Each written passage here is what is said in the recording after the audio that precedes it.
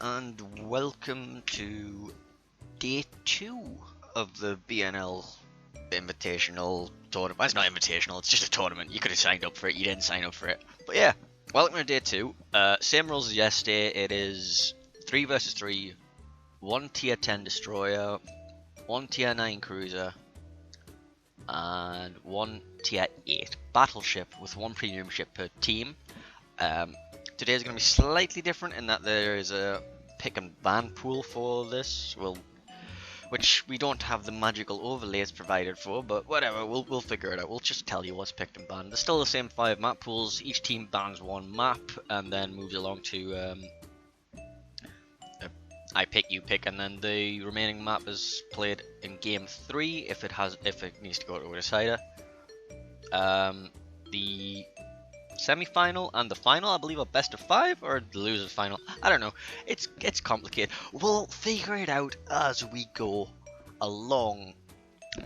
It appears I have a little bit of time to kill because we're still all getting ready and Statsblog isn't here yet. So I'll just put some googly eyes on things while I wait.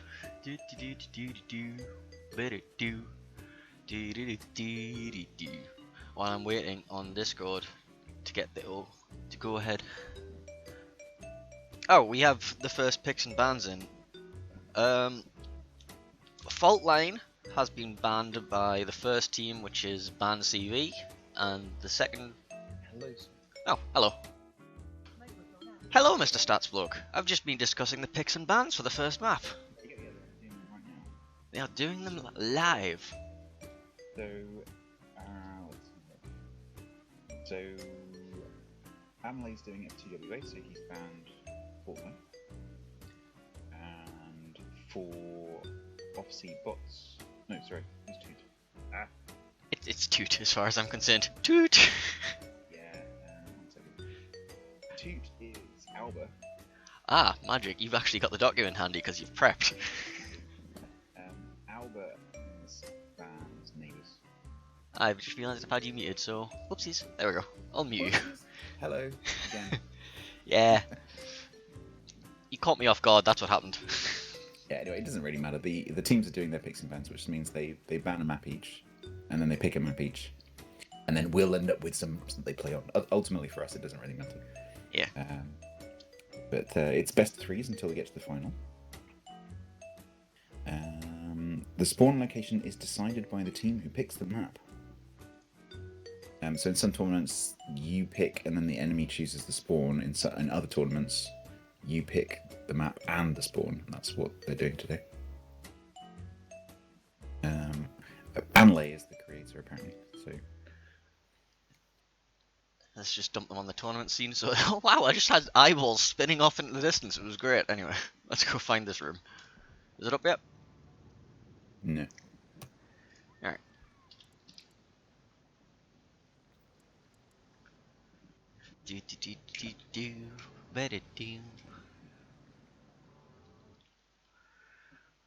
So did you enjoy Factorio last night then? Mostly. I was convinced. I was absolutely convinced that I was right. You were not right. But don't ever tell chat that you're wrong. Just keep going exactly. Until there is undisputable proof that you were right and they were wrong. Exactly. Or the stream never happened. Just delete the VOD. Delete the VOD. Prove it. And then say our chat were just being such arseholes, they were just, We've had to ban people. It was all new people that we didn't know. We just banned them all. No, these things happen. And I now know how the splitters work. Hooray! Yay! I've been really tempted to buy that game for years, but it's like every time I look at it, it's like, I'll wait for a sale. And Factorio have said they're never going to do a sale. So Anlay, who should be the host, has just said that RNG Sama is the host. Oh, that makes things easier. Except I still can't find the room, so. Nope, still not open. Now it is. There it is.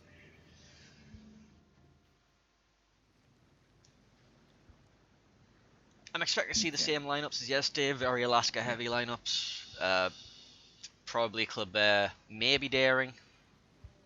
not sure if I think Daring's a best pick, but I had some discussions with a certain dead Daring from yesterday, and Oh yeah, he's adamant that Daring is the optimum choice, and that a Daring yeah, should never lose to Kleber. worked out well for them. Yeah, it worked out really well for them, didn't it? I think Daring and Clever obviously both have their pros and cons, and they're quite different. And I think it just depends how you use them. Well, Um, the main conversation was about Kleber being used for its speed, but the thing is, all mhm. these maps are really small, so the speed is pretty much negated. The only one that really has any impact on is Neighbours, because Neighbours is so big. I would counter that by saying the opportunities for top rushing stuff in the Clever are going to come up quite a lot, Yeah, and that definitely. being able to go right, we're doing top rush, go accelerate quickly, and then get there before they can react. Um, that's I Plus, think just the that's sheer quite. amount of torpedoes it puts out. 'Cause Yeah, yeah, absolutely. Being able to have the two sets on each side is very, very powerful. yeah, you don't have to wait for it's like, oh no, my torpedo tubes are on the wrong side. Please rotate. Please rotate. Please rotate. No, they're just there, ready to go.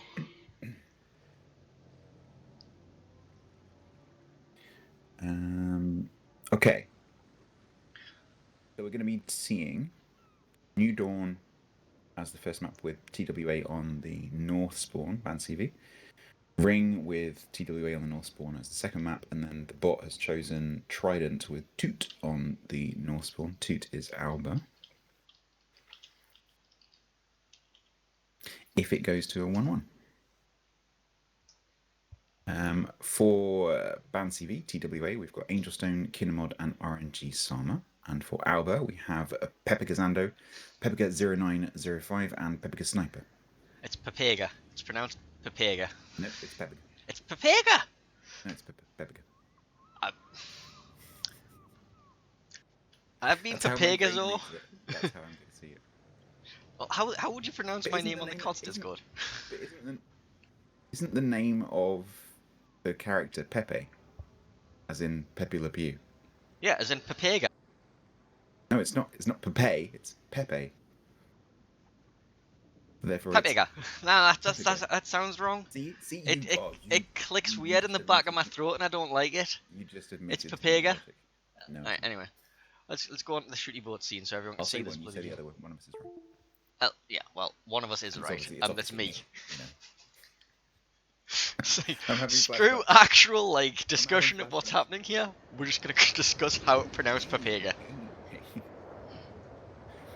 get onto my battle scene. I have helpfully put the name of the clan and the team at the bottom for mine, so that I can say either Ban CV or DWA or Albert or Toot, and it doesn't matter. Battle starts. Yes. Well, ban CV or ban CV. Oh, that's interesting. What's interesting? Albert have a Haru. Oh, they do have a Haragumo. That is a very, very brave choice. Um, So bear in mind, dear viewers, Harugumo takes full AP pens from the Bismarck and the Alaska. just realised I've turned my water So quality down. there's Send that back up. that.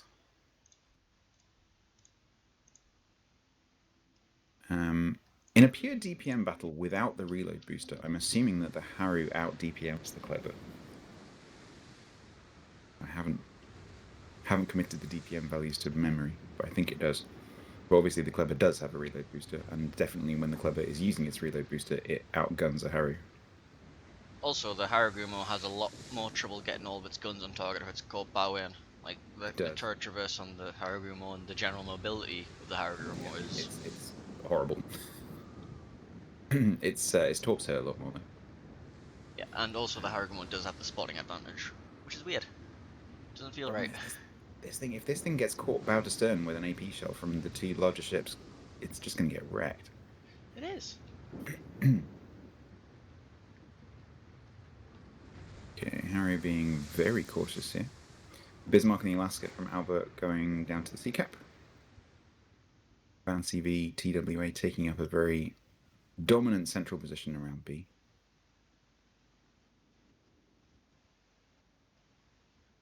RNG Sama doing his usual thing of, I'm going to hide behind this island and not spot until it's capped.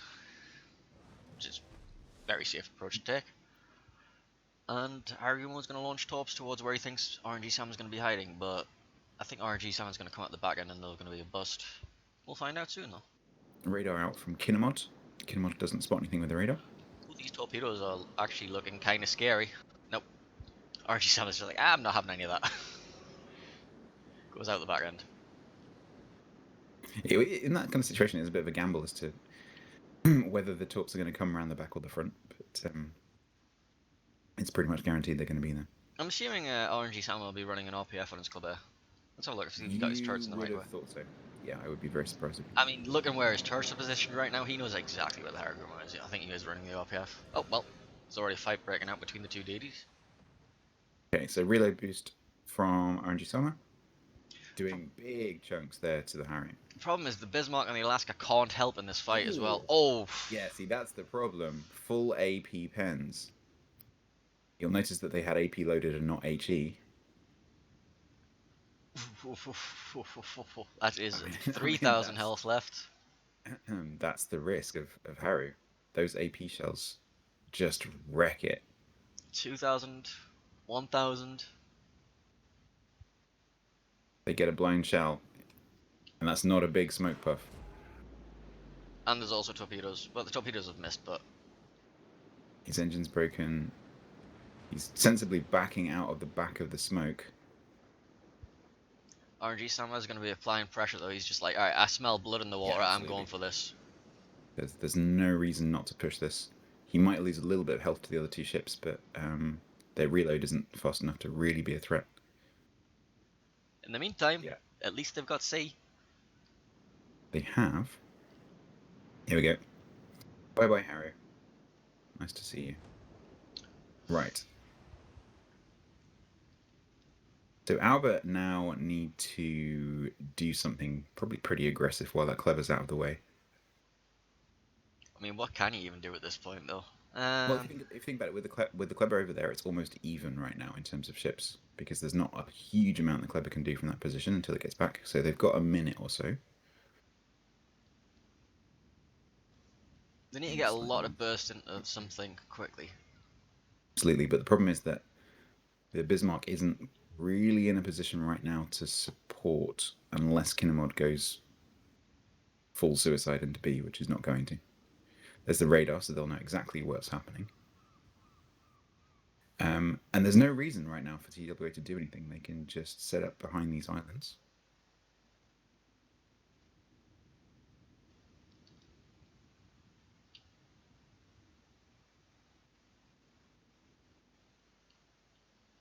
Got a bit of a stalemate. No way that they're going to let the Alaska get the cap. Papega Stone, Papega Sniper, and Angel Stone are about to, don't ever, nobody tell him I said that. No, it's Pepega Stone. Yeah, you can tell him Stats said that, but I didn't say that. Yeah, Alaska caught here in a nasty crossfire. Angel Stone pushing forward to press that advantage. Bismarck of Sniper going around the back, but that's going to take a while. Yeah, what's happening now is Angel Stone's just going to like head forward and then turn left a bit, and then that's keeping the other Bismarck completely out of the fight. He's basically shot blocked himself by taking this long route round. BanCV have identified this. It's like, oh look, we have a free kill now. Yeah, we talked about this yesterday with the common mistake that teams make is isolating a ship, and that's exactly what Albert have just done here with this Alaska. He's going to try and go for the ram, but he's not going to get there, I think. Yeah, no way. Nope. That is a very, very dead Alaska. And then Sniper comes around the corner full health. Oh, where did my teammate go? Well, yeah, left him alone. This is the kind of person, this is the kind of situation where if this was a random battle, I'm sure you would be seeing, report noob team. Yeah, kind of, yeah. The full health Bismarck comes around the corner after everybody else is dead. I mean, pushing both of them into the cap wouldn't have been a huge amount better, but at least they would have both been there at the same time. And they might possibly have been able to take down one of the TWA ships. Bismarck with what looks like manual secondaries there. Which of course means it's not a survivability build. Free fires by the looks of it.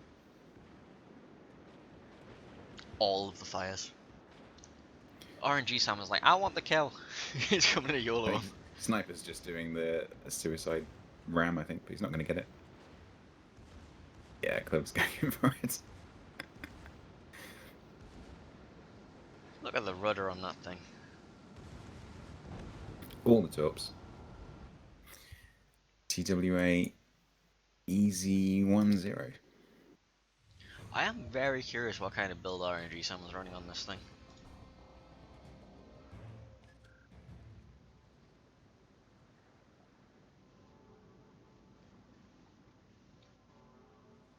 If only, wargaming, there was some magical way to know in a training room what builds everybody was running in spectator mode.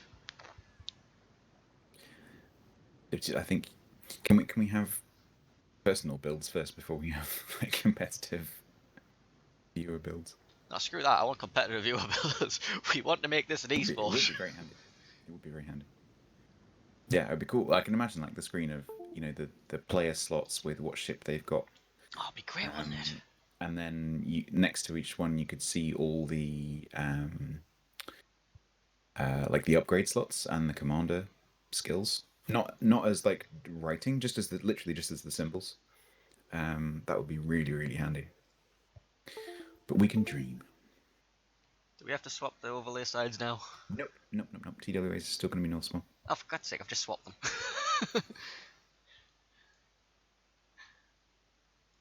Let's move that back there then. Professional streamer, by the way. Map 2 is going to be Ring.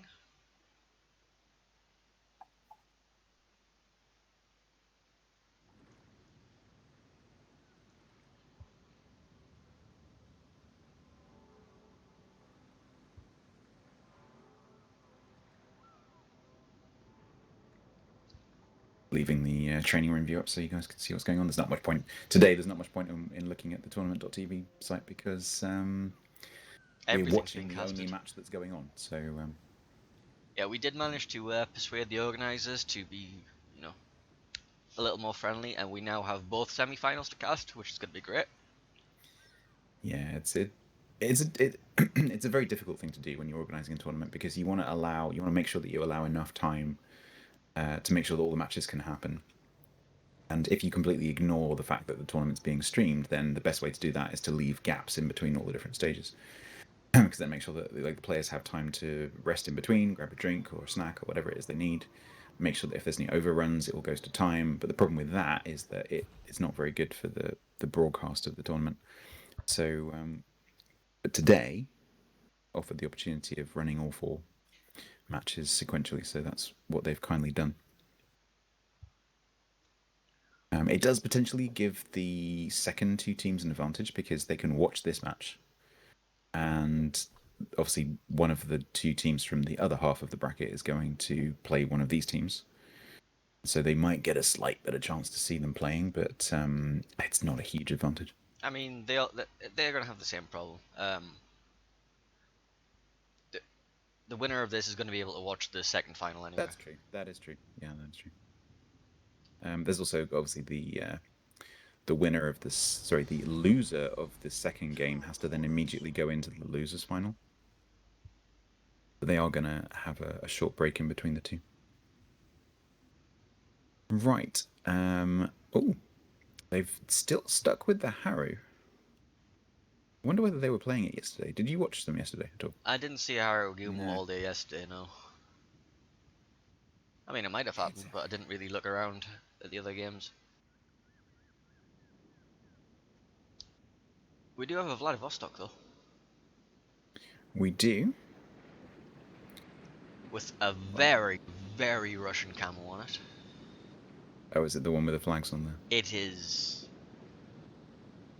Russian. Yeah, I'm not a massive fan of this camera. It's a bit Game of Thrones to me. Not that there's anything wrong with Game of Thrones. It looks like a wedding cake. It does a little bit. Looks like 0905 is going quite wide here. Going out behind the bloody. Harry once again going over to the left side, but looks like it's not going to be directly contested. I fixed my water quality. Looked like death on the previous game. Okay, so Harrow I think is running RPF because it put Torps in. Xando put Torps in towards A and has now turned towards B. They may spot each other here. Probably not. Yep. Not enough to get the reset. Nope.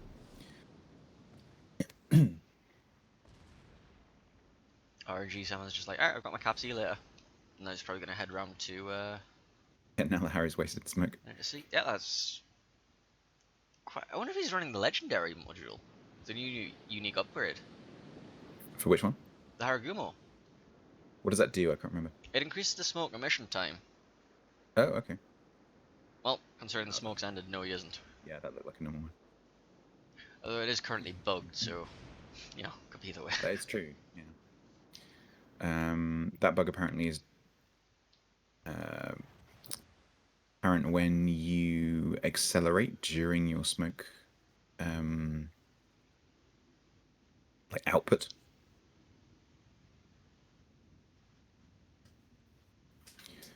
Okay, TWA, uncharacteristically positioned here. Normally they're a little bit more spread out than this, but this map does kind of allow us.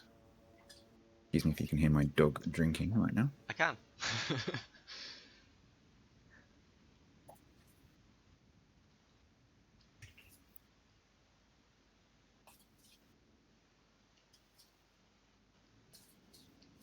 Okay, well, TWA currently holding both caps. Xando will try and sneak, probably reverse into B cap here. Not much of a risk unless Kinemod pushes in. Surprised that they're not pushing forward with the Vladivostok and Alaska to try and get some more map control, because at the minute they're just kind of just like... Yeah, they do need to. They also don't have much in the way of spotting, I think. If I go to the 2 view, they can't see anything.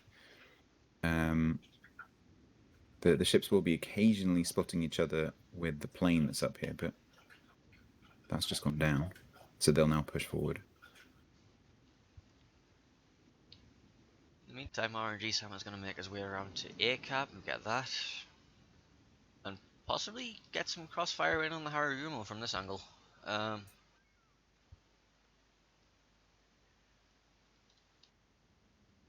Alaska's pushing forward as well. Probably either get into Hydro range for RNG Salmon to shoot it.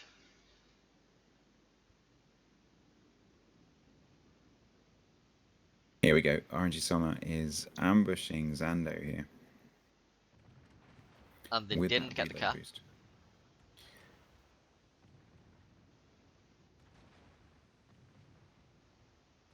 Yeah, Xando's just getting bullied out of there. Yeah, the damage isn't quite as devastating as last time because it's just HE, but that's, you know, bad enough. And he also probably knows that Kinemod is threatening.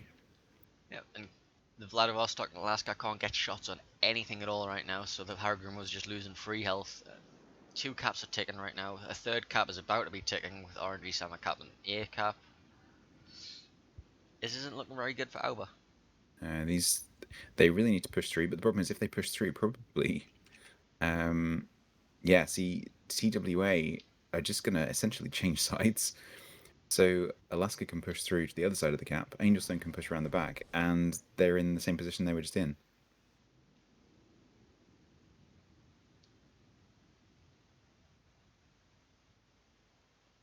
Well, they have 3 ships capping C. They are definitely going to get C. That's about it, though. But you know, don't forget this is a 15-minute clock on the match, so these can go to points. They don't usually, but they can go to points. And TWA are already 250 ahead. TV slash BanCV are definitely just playing out for points at this point. They're just like, alright, we're going to make you come to us on an unfavourable terms because we control the entire map. You are pushing into us, and we will happily wait here to receive this push. See, we've seen TWA do this before, right? So, oh, here's a tempting Bismarck. Please come and shoot it. Meanwhile, the other ships are like, yes, please push into our crossfire. Although, Kinemod's pushing around to try and make sure he Yes. finishes off Zando.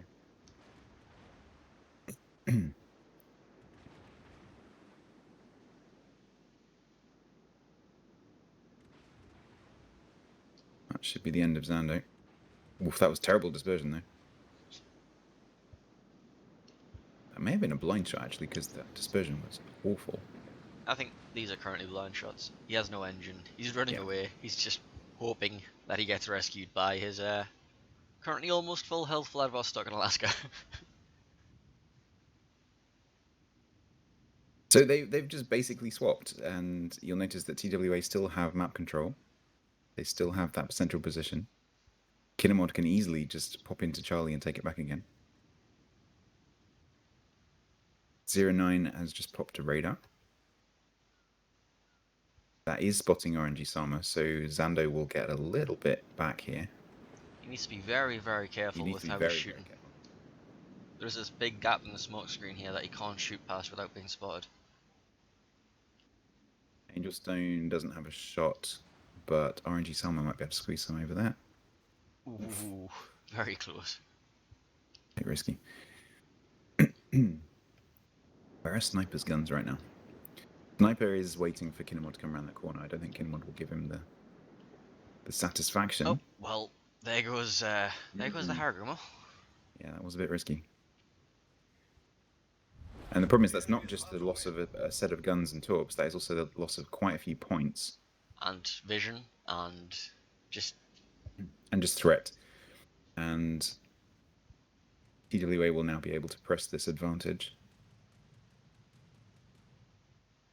RNG Sama is just looming with that torpedo threat, basically.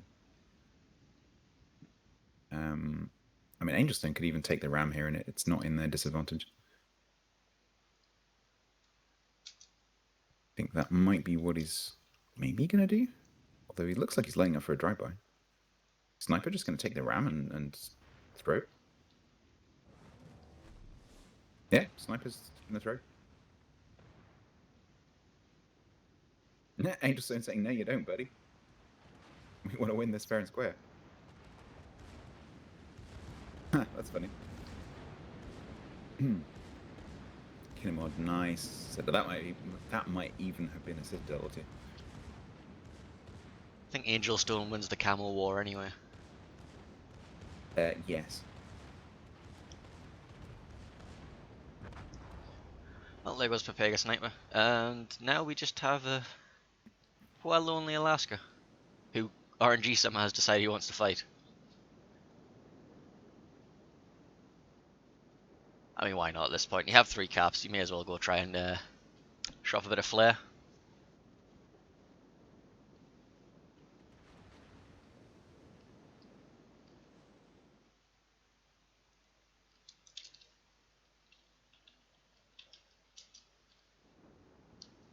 I think the clock's going to run down before they get a chance to kill him.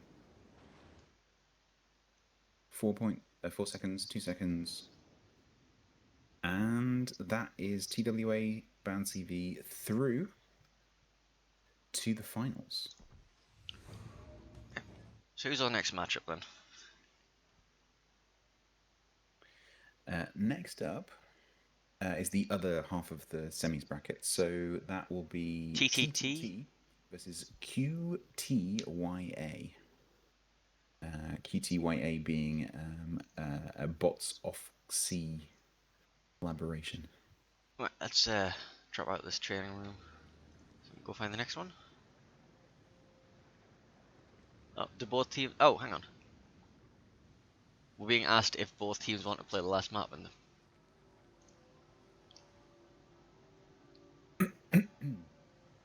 Alba saying no. Fair enough.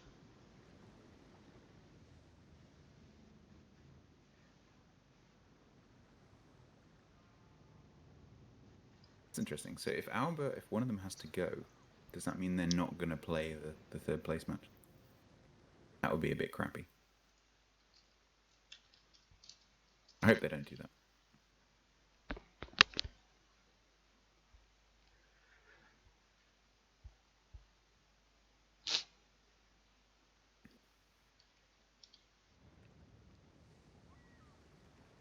Don't do a GKD, Alba. Don't do it.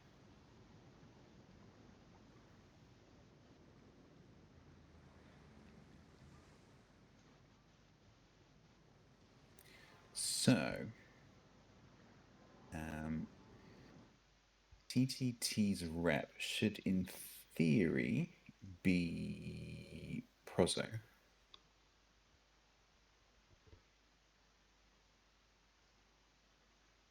But that match is not due to start for another 15, 14 minutes or so. So probably not up yet.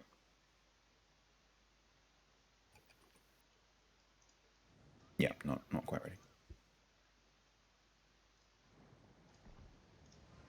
Let's just prep these overlays. While my chat yells at me about my microphone being too quiet.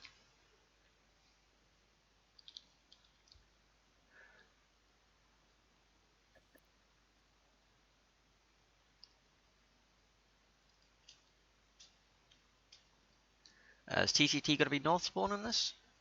We don't know yet. I don't think I've done the picks and bans, have they? Alright. Well, this makes things really complicated.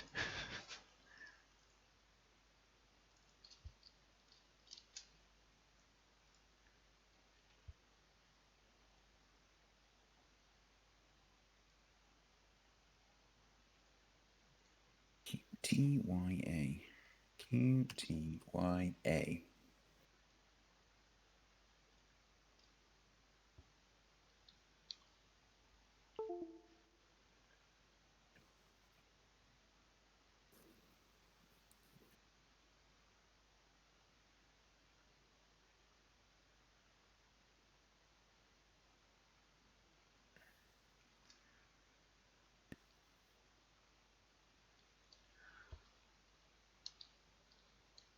I'm going to put googly eyes on a boat while we wait.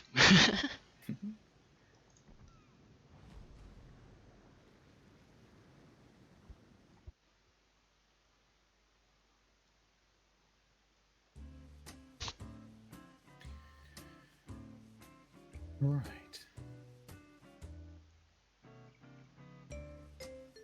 Scores ready.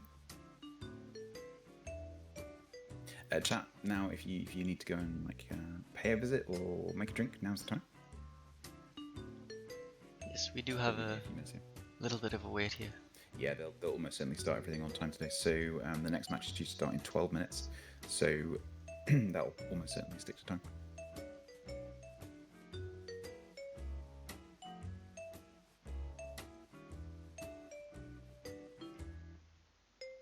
Organisers asking the teams if they're ready to do picks and bans.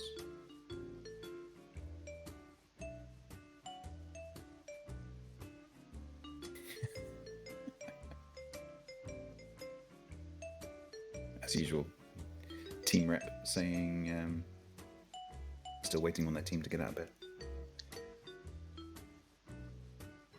If I had to get out of bed, so do you. Exactly. So I'm just gonna leave the people with a bunch of googly eyes on a boat and then nip off to the lavatory. Be back. Alright. Okay. So we have time to kill. We do. Microphone muted.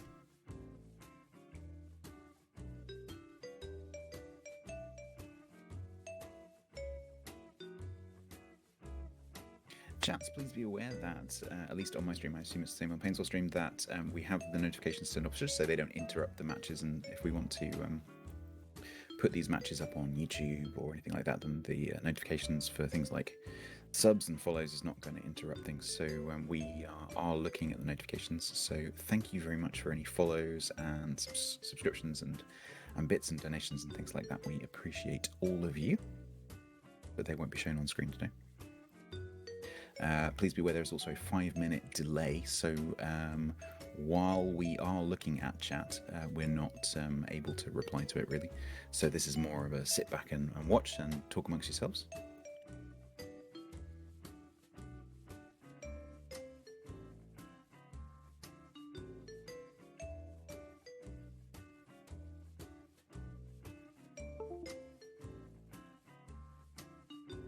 Microphone activated. I've returned. Did you miss me? I did miss you. Next change. Usually, ever asked him that, he's like, "Oh, why are you here? Stop ruining my streams." It just keeps turning up. And there we are. Okay. He gave me a sword just to distract me for a while, and then it's I did. evolved from there. TTT has banned Fort Line. Oh, we have. UTYA has banned New Dawn. TTT has picked Neighbours South. Bloody hell.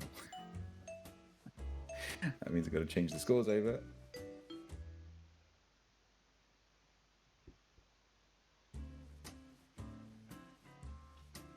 Do I have to change the scores over as well? I don't know. Did you put TTT on the right? No. Then yes. Re.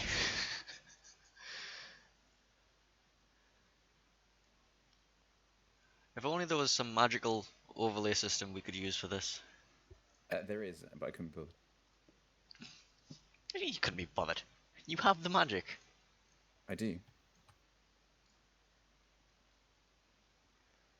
I nearly did it. Oh well, at least they're staying south because Yeah. QTY have picked Ring North.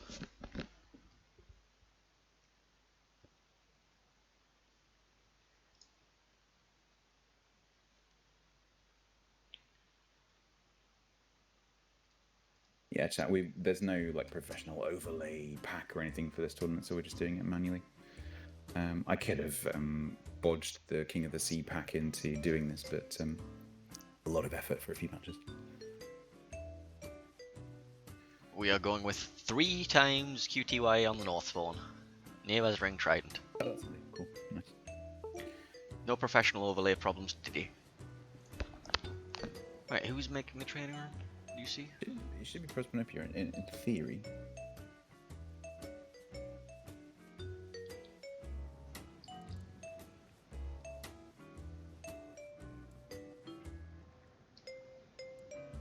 Okay. Bit busy doing the picks and bans.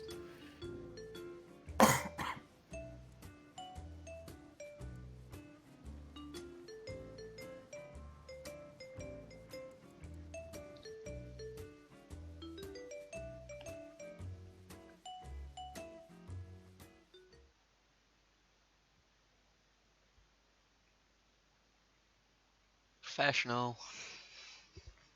No, unfortunately, this is just how tournaments are. You know, you can't flick your fingers and make a match happen. I've had to. No, I meant my overlay management is professional. Oh, I see. But it is worth saying, like, because I have had people come into chat before during tournaments, like, "Oh my god, just play a match." Like, can't. We need to wait for the tournament to actually, run its course, and so inevitably you end up with almost as much downtime between the matches as you end up having the matches themselves. The brim's up. Oh, wonderful. Got it. EROSO. Yes.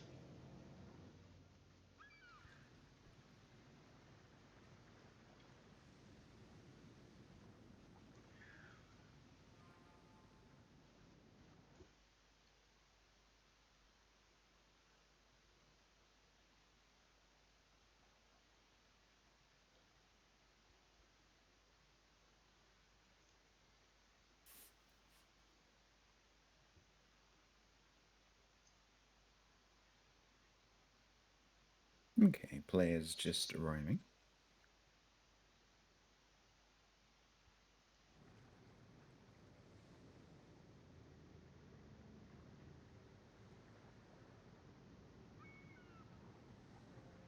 So QTYA, who we'll see playing on the North Spawn on all 3 maps if we go to 1-1, they are a collaboration between bots. So you've got Cumulil from bots, and then the other 2 players are from off course. Whereas the Bravo team is TTT, although I've just noticed that they've nicked OM40 from Cheeky Breaky. Nope, they haven't. that was a mistake. OM must be either just watching or casting. I'll put you on the training room scene on my stream so you can see what's going on.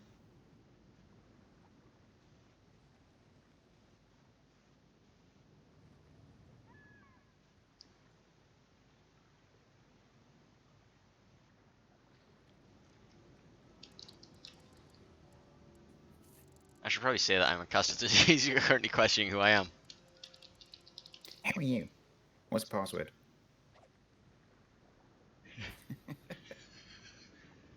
Yeah.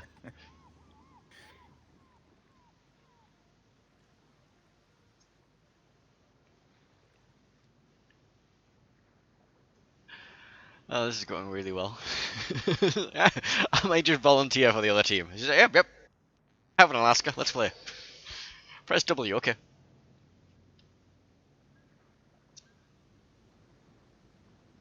There you go. That did it.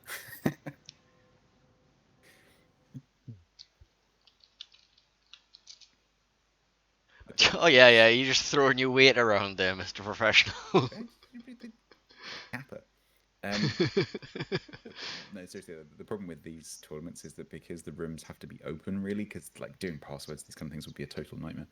So the rooms are just open, and so you can just let yourself in, and so you do end up with random people just wandering in. Indeed, yeah. Had that King of the Sea, the people intentionally, like looking for the rooms, or just wandering in, like, oh, what's going on here?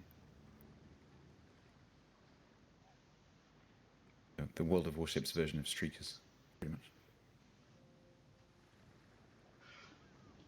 I think I'm glad that you need to have like a certain level account before you can enter training rooms. Otherwise, that could go very badly. Yeah, that's true, actually. Beginners wandering around, not really understanding what they're looking at. It's like, oh yeah, I played my first King of the Sea game as my first ever game. I just accidentally ended up on I ended up as one of Cheeky Breaky's reserves. Just like, yeah, Oh no, we're one short.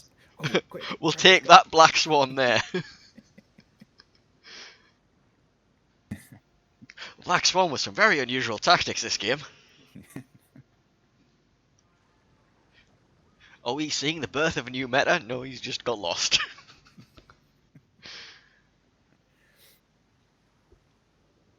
And then it accidentally turns out to be quite effective, and then everyone starts bringing a Black Swan.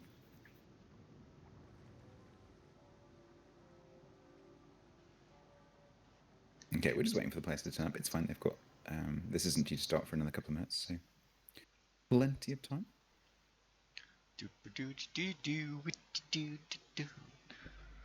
RTX seems to be behaving today. It was when you were doing the map regeneration. Every time you did that, it just went nuts. That's really interesting. I mean, it makes sense because obviously RTX is actually no, RTX runs on your graphics card, so I don't know.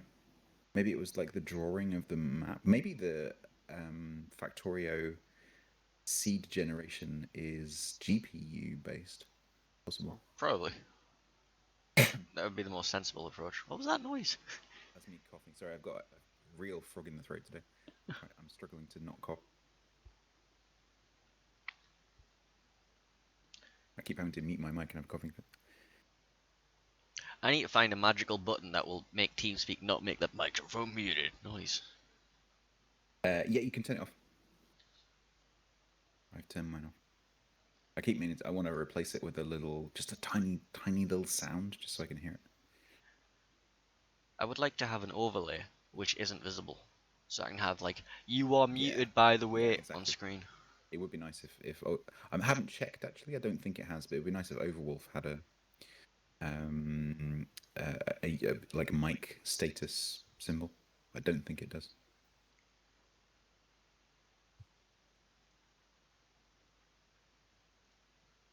Okay, all the players are ready, as you can see. Oh, QTYA has got an Unovli today.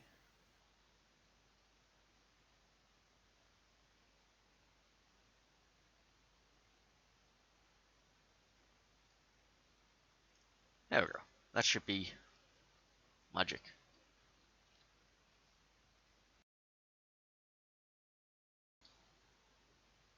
Wonderful.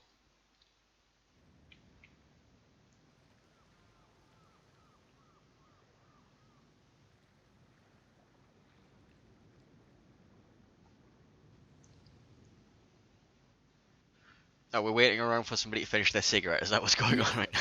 That's exactly what is happening. Don't worry, there's only like, 6 streams, 7 streams full of people watching you right now. Yes. pressure's on to finish your cigarette.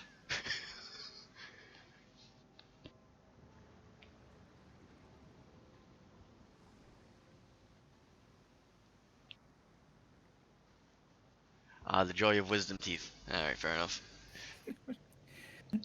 David in my chat, the COTS team will claim this VOD for copyright of the overlay. It's a green box and a red box and the logo of this tournament. Not exactly.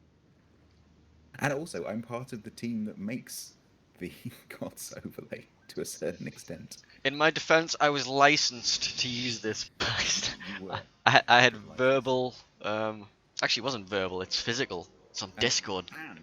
And David, I actually ripped off the Masters overlay, not the COTS overlay, to make this.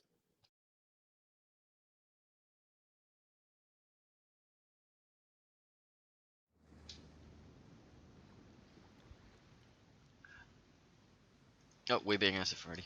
Mm-hmm.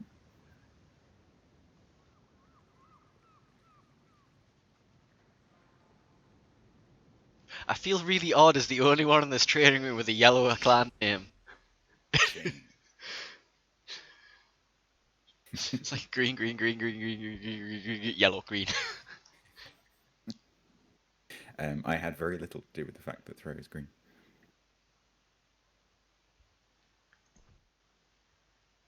Alright, we have an Alaska bee and a daring.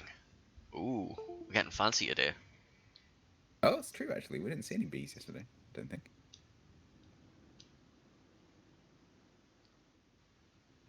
The question is Amazing flexing? No. I wonder whether someone was going to bring an Alaska bee and put a different camo on it just because they can. I was thinking the same thing. Do you like Alaska in black? It's nice. Right. General quarters. There's a slightly tamer Vladivostok camouflage today. All this round. Well, so it looks like TTT have actually gone for a. Oh no, no.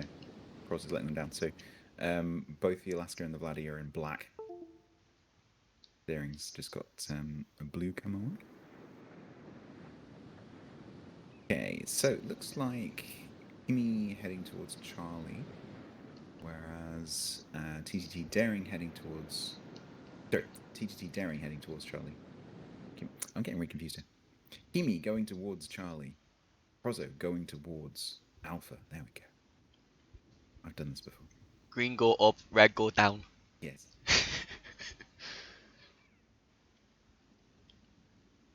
So TTT spreading out, whereas the name of the team that I keep getting, Kutya. Yeah, it probably means something in a language of some kind, I'm thinking. We'll call them QT, maybe. QT going all the way to C. I'm just gonna call him Quit Your Belly Aching, because QT, yeah. I don't know. Quit your belly aching. Right. Yeah, that's the new name. Quit Your Belly Aching. Okay, Kimi obviously is speculatively putting torps in that corner, because that is where the destroyer would go if it was there, but it's not. That's where it would be if it was, but it isn't. Exactly. You know why? You know exactly. I know, it's just the way you said it was kind of funny.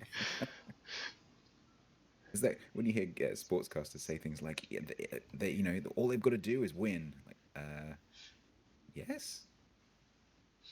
They're not in a very winny position right now. They need to be more winny. There's only two outcomes of this. They can either win or lose. Yes. Vladivostok tried to take a blind shot at the club, eh? It was... I mean, you may as well.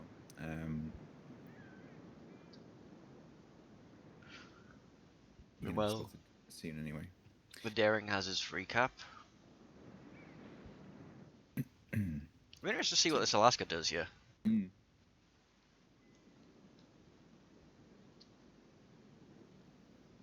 He could quite happily run it. No, he's gonna get rushed if he does that. I keep forgetting. Clubers have very good rushing power. It's like, oh look, there's an Alaska parked behind an island. I'm gonna rush it. So TK looks like he's going to change sides on the island. Now they've figured out that Daring is down the south end.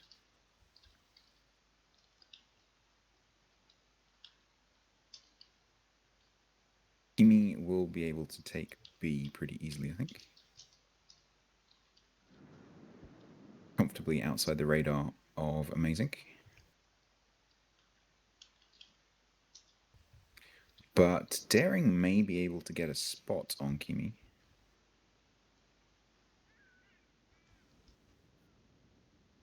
Daring just trying to figure out where things are. What is Kimi doing? Circles. Yeah, I thought Kimi is doing I thought circles. Kimi was gonna sort of reverse into the camp, but didn't.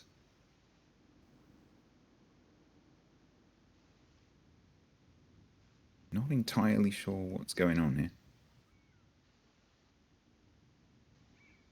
Where are you going, Kimi? Maybe you just felt those torpedoes being launched and... Felt a disturbance in the force. Yeah. Because, I mean, that would have been exactly where he would have been sitting. Did he actually enter the capital? No.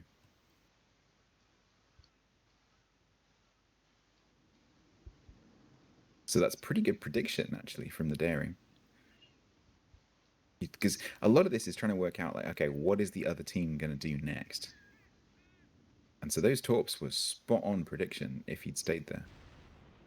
But then Kimi's probably thinking, okay, well, he's going to think I'm going here, so the torps are going to be here, so I'm not going to be here. That's exactly what you've seen happen there. A lot of sort of chess type thinking and move ahead. Is Daring gonna... like, both these destroyers are just like, oh, I need to go in, but I'm not quite sure. Daring's the only one who actually does need to go in right now, because otherwise they'll be down on points towards the end of the game. I mean, it does have the spotting advantage, probably. Kimi almost certainly not running the legendary like we were saying yesterday, because it just, it gives you such a big DPM disadvantage. But yeah, in open water. Oh, he spotted. Oh no, I'm not. Okay, radar out. Did Kimi just outspot? I'm on the double view. I was busy looking at the battleships to see if anything was going over there. I'm not entirely sure what was happening. I just saw shots go out. I think Daring might have got spotted. I think Kimi might actually be legendary. Possibly. That would explain why he's not shooting very much, but Have to keep an eye on that. be weird. I mean, Daring does outspot cover anyway, so But I need to go onto WowSfit in between the matches and look up what the detection of a Kleber is now with the legendary applied, because I suspect it's pretty close. Because Daring is what, 6? 6-1, 6-2. Don't Yeah, quote me on this. 6 or 6-1. I can't remember. I don't play Riven.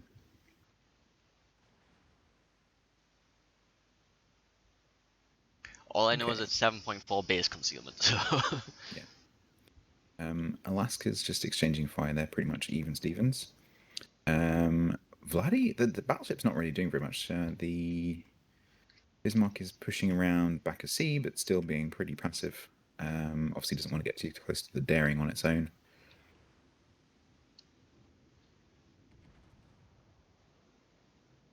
This is the first match we've seen where it's been real kind of like long distance for a long time.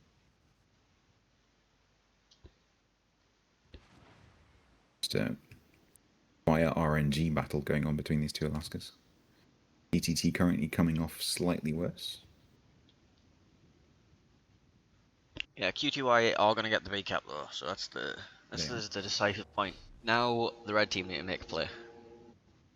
They can't just sit back anymore. They need to actually do something.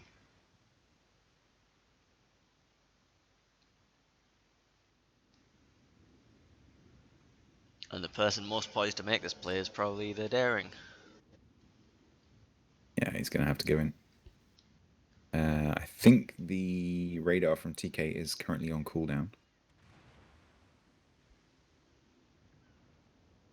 I'm just wondering which way Amazing's going to take out of this cap, if any. Because he needs to be up to support his Daring, and he's currently going to be running into an island, so he's going to have no shots for quite a while.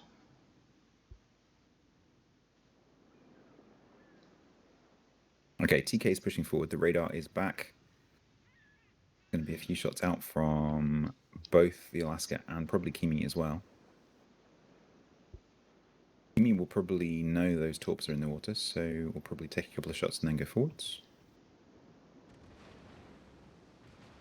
I mean, with that reload, I don't think it's a legendary clever. No, I think you're right. In that case, I can't work out how the Daring got spotted earlier. The radar definitely wasn't on.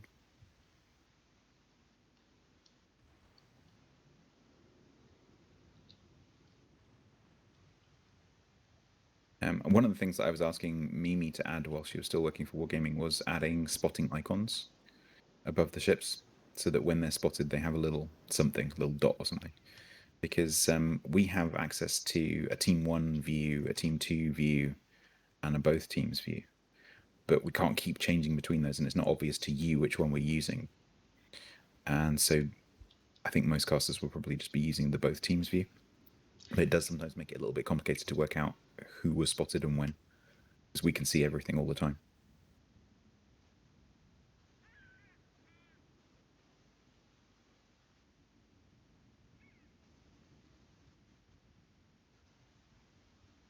Okay, battleship starting to close. Me just sitting in the cap. No reason to go anywhere, really. If the Vladdy pushes too close to the islands, Kimi can go forwards and go around and do a torp rush. If the Daring comes back in the cap, can reverse. Here goes Kimi, creeping a little bit closer. Kutia means dog in Hungarian. They've replaced the Q, the K and the U with a Q because they're pronounced the same way. In 5 minutes. Bendigus, thank you very much for letting us know that. Is that like an offensive thing, or? No.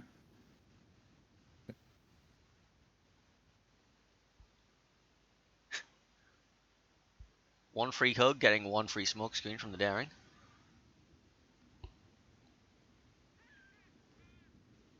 Oof. If Fixie doesn't move, those torps are looking pretty tasty.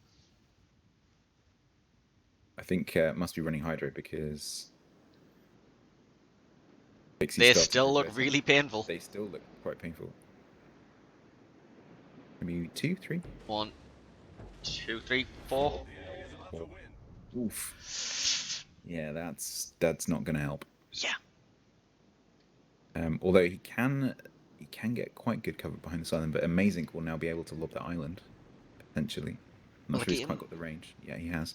The points are going to tick down in 2 minutes and 40.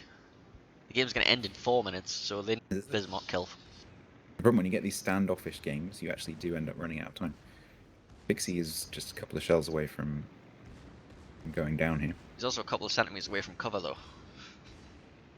No, Amazing's got shells in the air.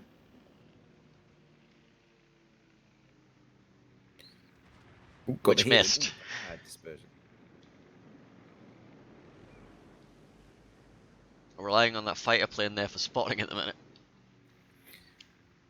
Well, the Darings came out the back, he should be spotted now. The Alaska should have his free shots.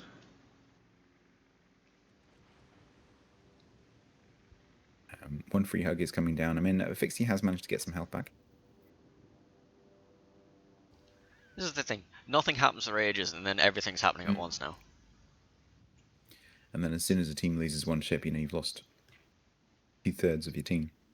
Sorry, 1/3 of your team. Wow, maths.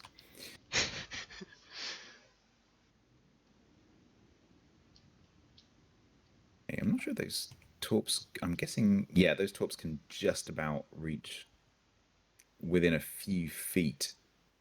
I think they can reach Fixie. Of course, I wouldn't have launched them if they couldn't.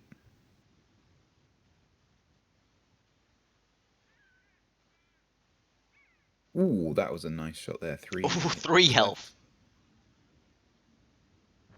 There goes the Alaska Bismarck. gets him. Meanwhile, the Alaska Black has been burned down quite heavily for the red team, and is probably about to go down, actually.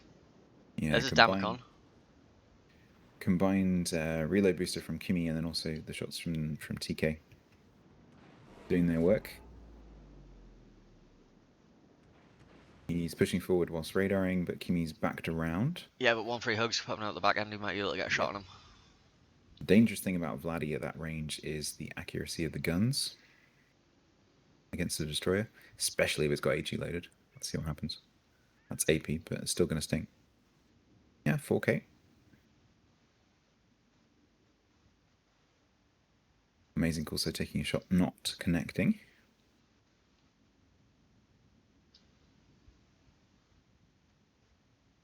Apparently, the guys in green used to all be in the same clan, but so they're all friends and they've just reformed a team.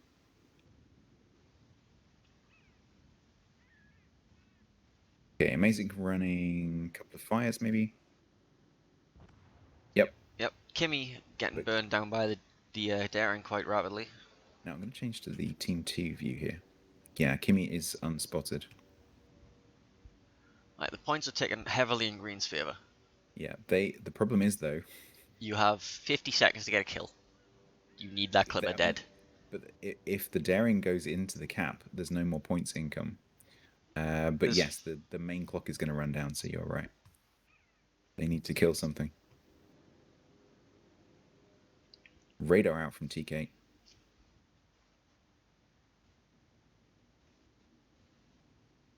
Panosia could go down here if TK gets a lucky shot before he disappears around the back of the rock. But unlikely, I would say, with 8.5. That's one turret. Nope, doesn't connect a single shell. Clock is going to run down. So TTT unable to actually get the points that they need to win, and green win on time. See, it does go to time occasionally. Yep, we've seen it a couple of times. It doesn't happen very often. But so that match, that map, I think, is particularly prone to it because it tends to be longer range, and so you do end up with these sort of standoffish tennis type exchanges going on that take a lot longer. I may have accidentally given the point to the wrong team then. Let me fix that. Question in my chat: what TTYA with special 1 ships point. have we seen other than Alaska? We've seen a gear. We've seen a Siegfried? Siegfried. Don't think we've seen any non-special. I don't think we've seen any special ships that aren't cruisers. We've seen Alaska Black. It's like an Alaska, but it's black. That's about it, really. Yeah, I think it's only been those three. The problem is most of the Tech Tree Tier 9s are kind of a bit meh. The only things that I was thinking was, like, that would have been viable picks would be something like maybe a radar Neptune, and then you could like just some like a big smoke cruiser, and then you could have a radar Smaland. But I think just the sheer fact that Alaska is basically another battleship is what's making it so popular. It's so much utility. Got the radar, got the hydro, got the improved pen angles. It's just like a brick wall of, okay, you can't come past me. Yeah, so the only weakness, I was talking about this yesterday, the only weakness that I've seen it really have is when it gets pushed by either a gear or Siegfried. It happened to be a gear, but it could also be Siegfried. If it gets pushed by one of the cruisers that has torpedoes, then obviously it has a disadvantage because it itself doesn't have torpedoes. But that's it. I mean, it pretty much wins in every other regard. Okay, so we're not changing ends. We're still going to have Kutia being on the north spawn. We're going to be playing a ring this time. Lot closer range map, this one.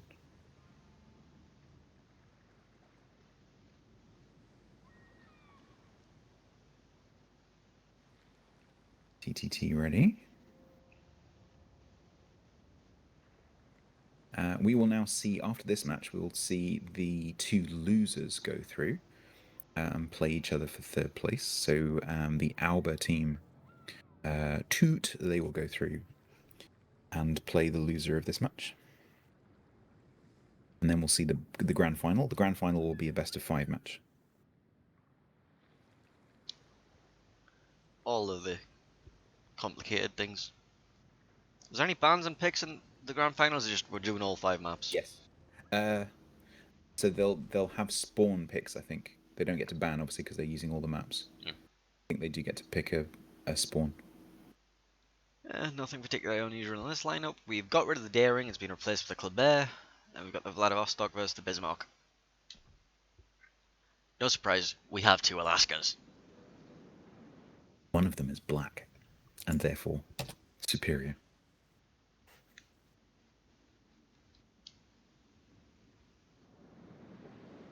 Okay.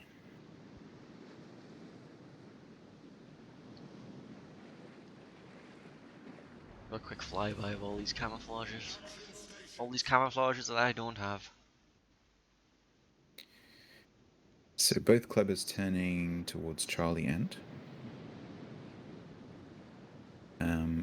If they do this like last time, TTT will split with the other two ships going the other way, whereas Kutia will go all together. See if that's what they do.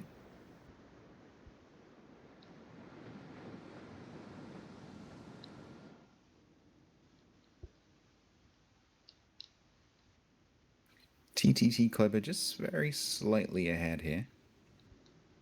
The lucky spawn.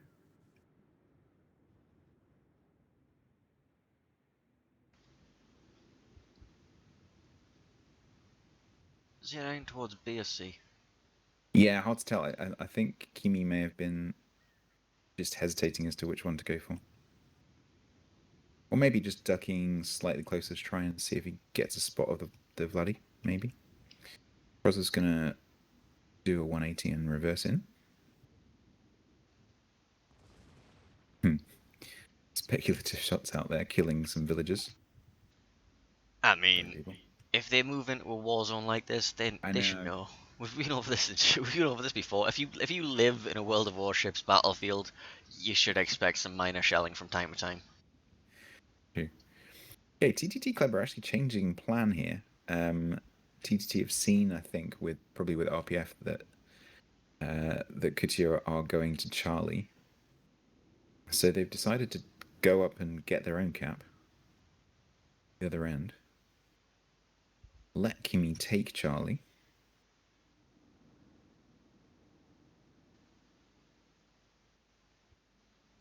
Some very strange dancing back and forth around the caps. It's like I don't understand why you wouldn't just pick a cap, go into it.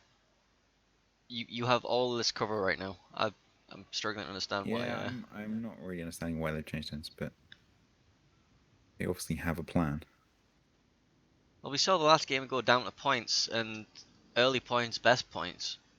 You just have them silently taken in the background, like Kinney's going to pick up right here.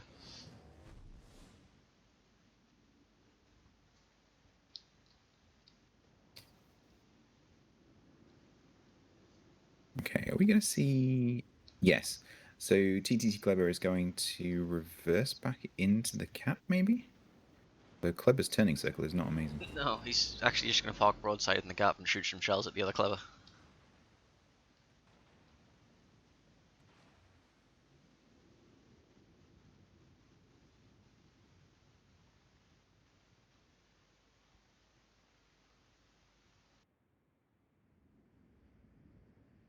Okay, well, one cap each. City is slightly ahead on points because they got the Charlie cap first. Both teams are all clustering towards the same end of the map. I This is the think- exact opposite of what we saw from, say, a team like Rain, who were just like, right, we're going to position, we're going to get one gap each, we're going to force them back. This is just like, alright, we're all going to group up, something's going to happen.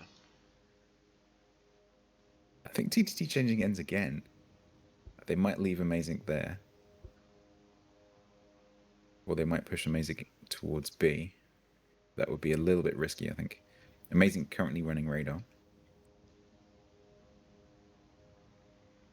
Counter radar from TK. That is spotting TTT Kleber, so they will know that they're going for Charlie. TK pushing forwards. Perfectly safe. TK can just jump the gap if he wants to. Yeah, he's going to push straight across towards that corner. Find Amazing. Amazing leaving. Yep, they're just going to change ends again.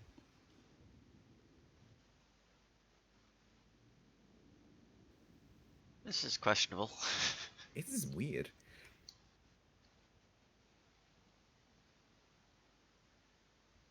Bismarck secondaries out onto Kleber.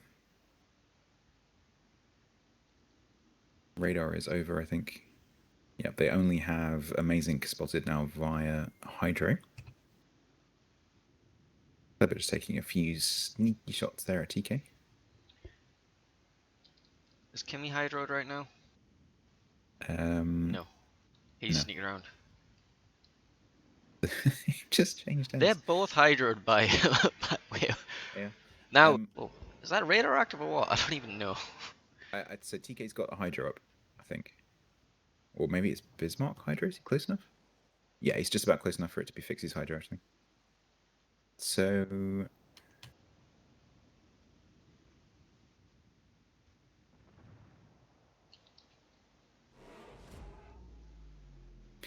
I would say Kutyev just about got the control advantage here. But with a little bit of spotting from TTT's Kleber, Fixie could get farmed here from behind the islands without the other two being spotted, potentially. Yeah, it's the problem with putting both of your ships together like that, is like you just get shelled from across the distance and you have no chance of spotting them in the bloom. It's a very difficult thing with so few ships to balance map position and cap domination versus being able to get the angles. Versus not being rushed by a Kleber. Exactly. It's a very tricky thing to do. 1 free hug, unfortunately running 2 fires from those secondaries.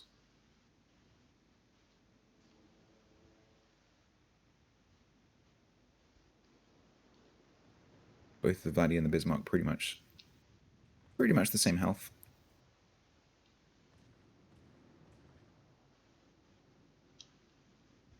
Pixie actually taking a fair amount of damage now. How many fires are you running? Oh yeah, that's probably a double fire on top there.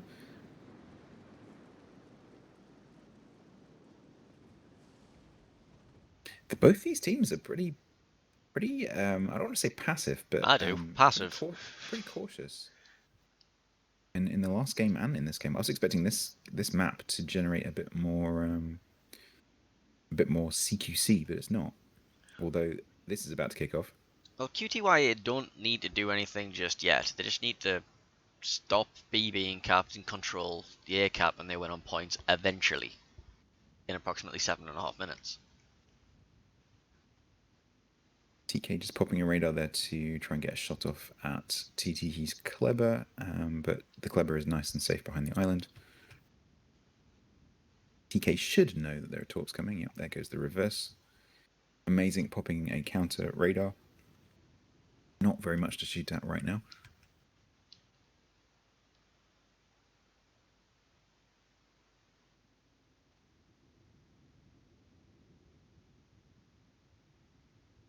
Yeah, I was going to say, I don't think those torps got range for Kimmy. They do not.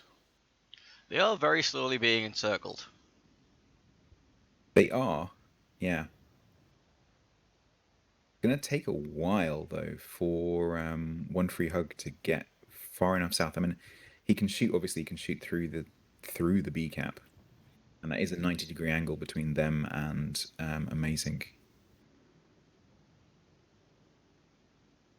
But that's only going to work if one of them can actually get the shots. And currently, it's Amazing who has the angles on these guys, but they can all shoot Amazing.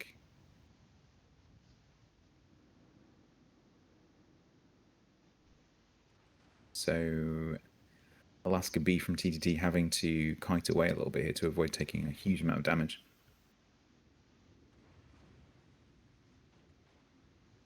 Clever from TTT just putting a little bit of pressure here on Kimi.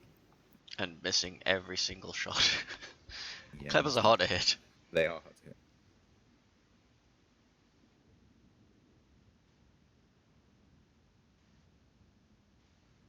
Oh, there's a tiny bit of damage on the Clever. Yeah. It's almost as if the thing is incredibly tanky. TK making a nice little maneuver here potentially to try and stop TTT from encircling them. Kimi going with, I think Kimi smells a torp rush coming here maybe. The trouble is he's got to get past Prospinokia to get there.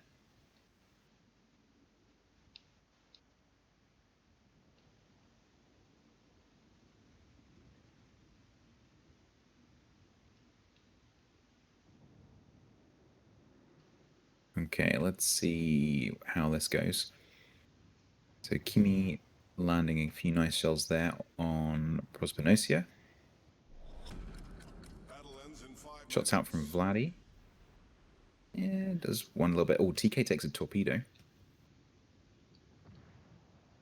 think that was a flood. Damage conned.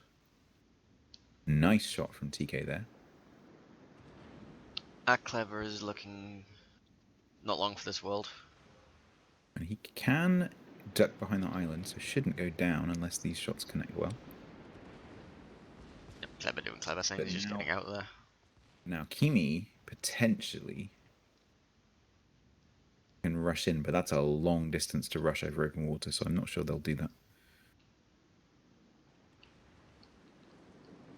Well, Vladdy has to be very careful not to beach while he's reversing here, otherwise he's going to present himself as a good-looking torpedo target. True. Proz is still taking some shots here. Yeah, Kimi deciding not to go for the rush, but going for the torps instead. Meanwhile, Amazing is coming up the back end of the Bismarck. Yeah. So currently Fixie's guns all facing the other way, of course. Let's just go to the sea. Yeah, so the green team can't see the Alaska right now. I'll leave it on the green team view so you can see what Fixie can see. Well, they know he's being blocked. If they're That's paying true. attention. That is true.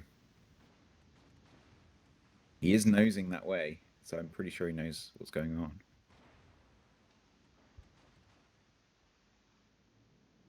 Kimi is coming back to potentially counter.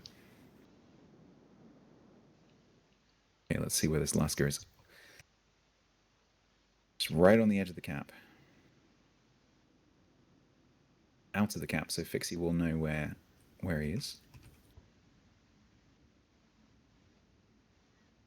Fixie's still not with the Hydro. Hydro will be really helpful right now.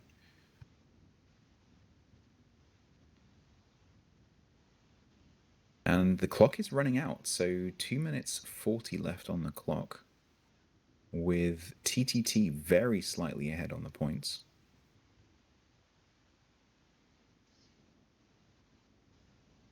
Okay, Alaska has joined battle with Fixie. Oh yeah, I've just realised that's what the Alaska was doing. He wasn't actually trying to like He's just get the getting Russian. it. He was just Yeah, blocking the points long just enough. blocking the points for a bit.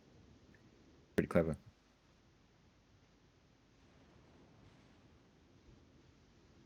So this puts the ball in Kutya's court here. They've got to do something, because even though they're only 6 points down, that's still a loss if the clock runs out. So they need to get some points or a kill or something from somewhere. You have several options available. You can either send the Clever after the other Clever somehow. It's a bit too far now. I think Probably ramming the Alaska into sea cap just long enough to block the points is the best option. one thing TTT need to be absolutely certain they don't do, and that's get the Kleber spotted. That Kleber needs to stay way back. Amazing trying to tempt Fixie here into pushing into these torpedoes. Kind of succeeding, although I think He's turning. by I this think point, he's already Hydra spotted is them. So probably on. Yeah, there is a wall of 6 more torpedoes coming, there is. and it's looking very, very good. 1 minute 15. Can he accelerate to get around that corner fast enough?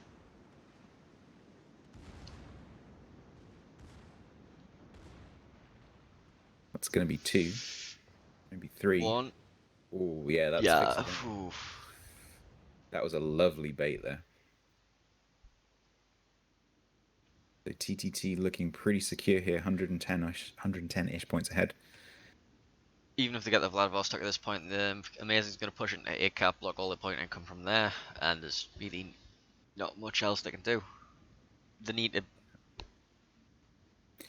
Vladdy will probably go down. He may get a shot out at Kimi. Nope. The only chance they've got is if Kimmy somehow manages to get to where the Alaska B is in the next 30 seconds and torpedo rushes them. Yep, TK needs to push round into the B cap. Kimi needs to rush Amazing, but Kimi is going for Bravo.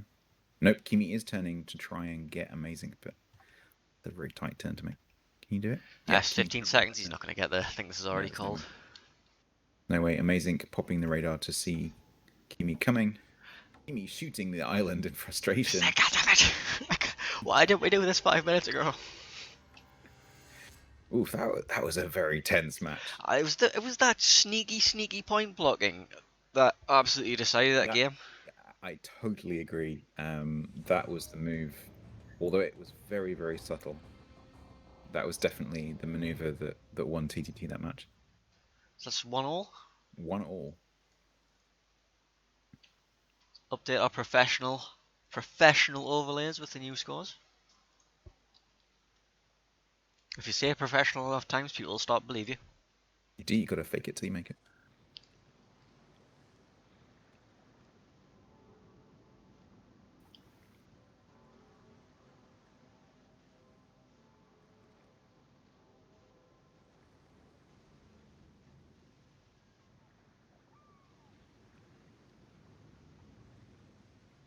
Okay, so we'll see a map change here.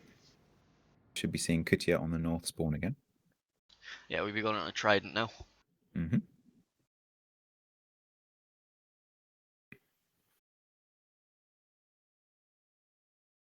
This was the map where we had the wrong spawns yesterday. Oh, RNG Sama is running up here and concealment expert on his clever. He's pinged me in the Discord with his build. Yeah, let me just go to WoW's FT and just for my own knowledge. I want to know fitting tool, false destroyer, clever. Yeah, BFT RPF superintendent, just concealment expert. I mean, he's got priority target over preventive maintenance. See, the pro players use priority target stats block. The pro players use priority target. I know, of course they do, because it's the correct choice. Exactly. I don't understand people who don't. Oh, you just look at the horizon. Okay. Okay. So I hadn't appreciated this actually because I hadn't been paying much attention to the new legendaries. Of course, you can on the Clever you can run both the new legendary in slot 6, which gives you the minus 20%, but you can also run the normal concealment module in slot 5 if you want to, plus the captain build having concealment on it, and that gives you concealment of 6.21. So the daring and the clever will be spotting each other at the same time. Pretty much, yeah.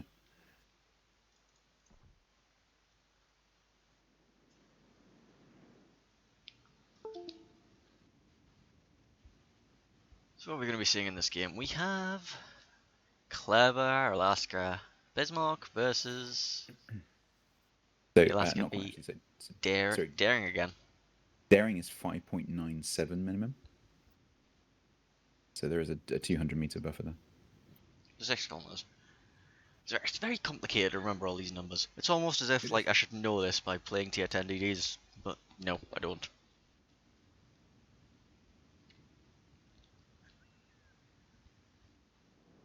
Sorry, I interrupted you reading the lineups. I apologize. It's fine. We have a daring. We have a daring. That's it.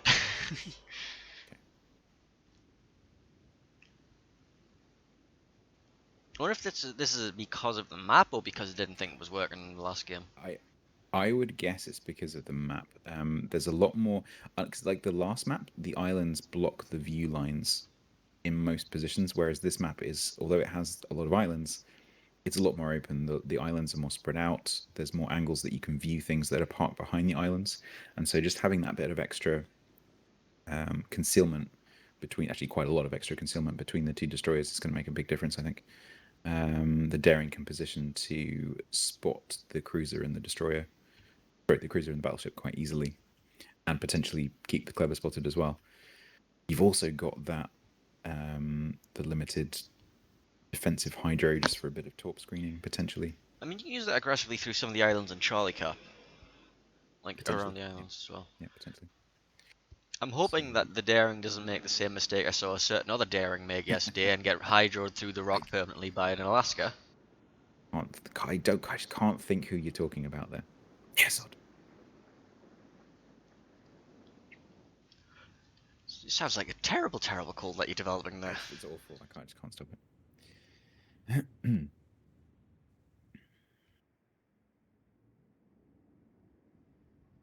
Okay. I mean, it is the same position, but the other team not quite the same deployment. So Let's see if he's hidering. Not yet. I mean, the problem with the Daring Hydra is pretty short range. I was on about the Alaska, whether he's hidering the Daring yet. Okay. Yeah, it's not quite in range yet. Well, there's the There goes radar. So this is exactly what we saw happen to Yesod yesterday. Kimi will get shots into the Daring here. Don't beach.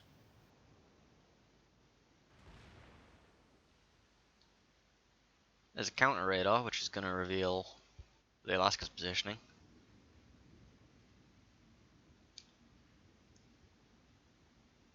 Yeah, TK taking that forward position, amazing. Taking that back position, but obviously that radar can still cover both caps. Bismarck is going to push towards A, I think. So Kutia with much better map control here. Alaska's radar's ended, and the Daring is slinked away. Meanwhile, the Alaska is actually capping B, so there's going to be a heavy 2-cap advantage. One free hug needs to be a little bit careful here with Kimi floating around. That torp threat is quite real.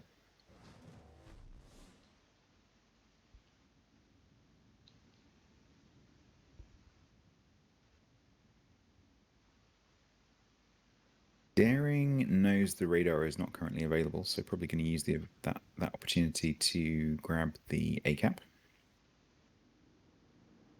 And possibly sneak up and send some torpedoes in the back of the Alaska. Quite possibly. There's nothing really stopping him pushing up the, say, 3 line. Amazing pushing into the cap here to try and flip B back. Torpedoes on the Vladivostok are a bust. However, he's still being peppered by the Alaska.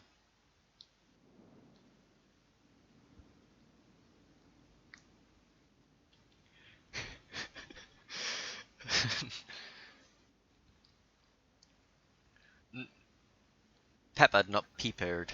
I was just thinking exactly the same thing.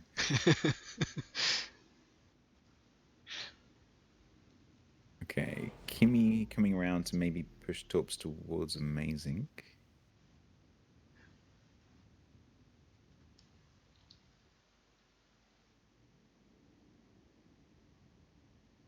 No one taking significant damage yet, although Kutia have taken a bit of a chunk on TK and Fixie. Well, you see no significant damage unless you include like damage points wise, because we're currently seeing a 120 point advantage. That is true. That is absolutely true. Okay, TK 15k down. Radar out from TK. They will know where the Daring is. They might use this opportunity now with the Daring being slightly, I'm not going to say out of position, but like in transition to do something with Kimi. Or just drop torps across the Alaska's bow and hope. Could be.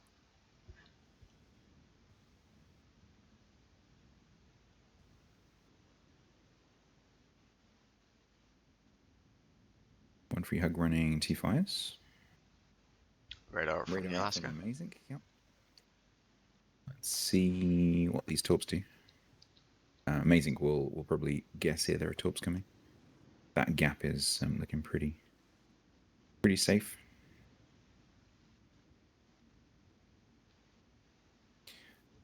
TK has pushed up to try and block this cap. Both these Alaskas will be trying to keep this cap either just blocked or obviously cap for their team. But that means these Alaskas can't really go anywhere because they're being used to pin this cap. And so that does give the T-Destroyers a bit of an opportunity potentially to get torps. Now, the Daring, I think, has an advantage in that because the Daring can obviously do single launch torpedoes, which to a parked ship are a lot more dangerous. Ooh, is Kimi going for...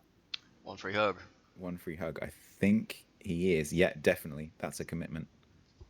That's a YOLO. That is. He's got to go round through the gap, I think, to be able to get there. One free hug will have an opportunity to turn away. Prozo is coming to intercept. I think Kimi's going to have to abort this. Because by the time he gets... Yeah, he's decided to abort because that is not a good place to rush. One free hug saw that coming. Meanwhile, green points are still ticking. I think it was probably just to force out the Vladivostok. It may be. Yeah, you may be right there. They've got, as you say, they've got the points advantage.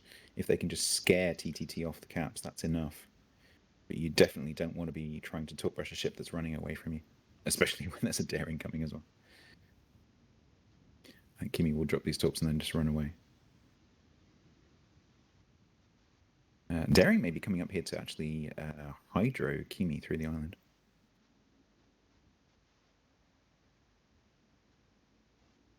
These torps could be good if one free hug turns to the left, which one free hug has, although slowing down. I think Amazing needs to get his bow into B, just to block that point income, and then the Daring needs to block the point income here.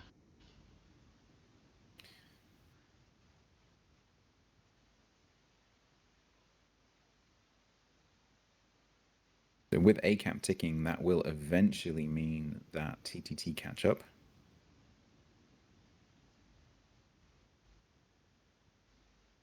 Oh, Bismarck chunking Amazing through the nose there. Side of the nose. Maybe he doesn't need to get his bow into B. Yeah. Kimi in a little bit of danger here. Kimi in a lot of danger here. Kimi's gone dark, but still receiving shells. 3.5.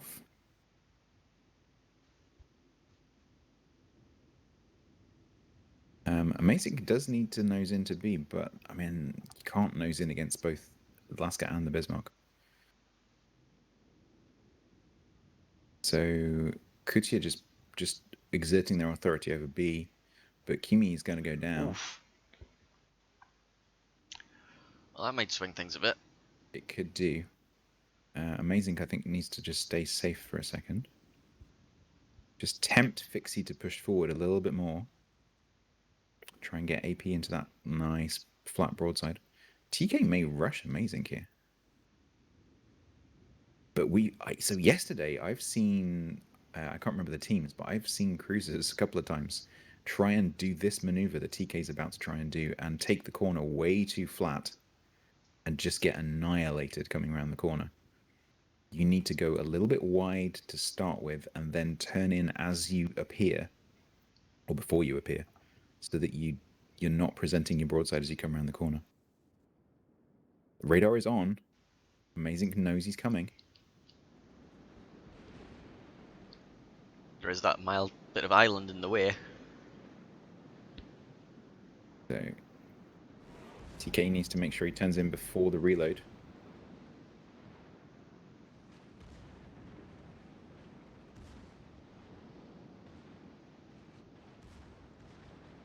The question is Kutia trying to get a ram here? What are they doing? Are they trying to go for a drive-by? I mean, they got to. They're ship down. A ram would not be a good idea at this point. He's going for the drive-by. Guns are set. Well, it's not enough, but it does even them up on the health. I mean, he does have the turret traverse advantage right now, but he also has to worry about the Vladivostok from across the map. Oh, that was a nice shot from one free hug there. Yeah, you're on your own here, Pixie. Good luck. That was a beautiful shot from one free hug. Amazing AP into Fixie, little chunk there. Fixie secondaries on Amazing. Who's Fixie looking at? Yeah, looking at Alaska. But, oh, that was like a 13k volley there from Amazing. Doesn't have to Citadel to do damage. That was just Pens, I think. Secondaries. There we go. Going on Amazing, but it doesn't matter. Yeah, TTT, pretty clinical win there. Not clinical, but just showing off their skill a little bit, I think, in terms of cross-map support and things like that. But GG to both teams. They played that extremely technically, all 3 games. Yeah, this was a very tactical game. It was a very lot interesting and less different. brawly than some of the first round groups that we saw. Yeah, that first semi was much more brawly. That both of those teams were very, I say, like passive is the word that springs to mind, but it's not quite the right word.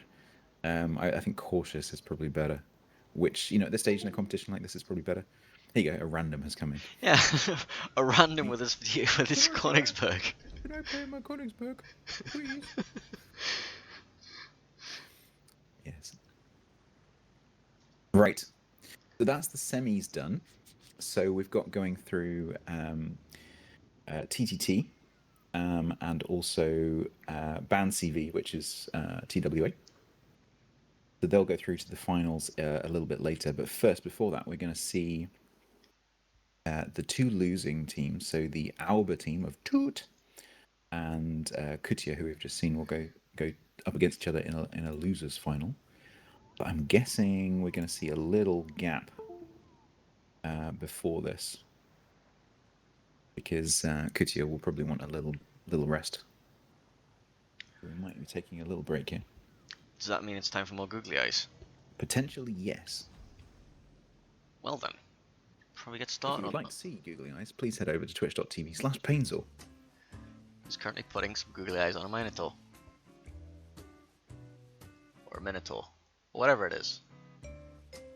This tier 10 light cruiser.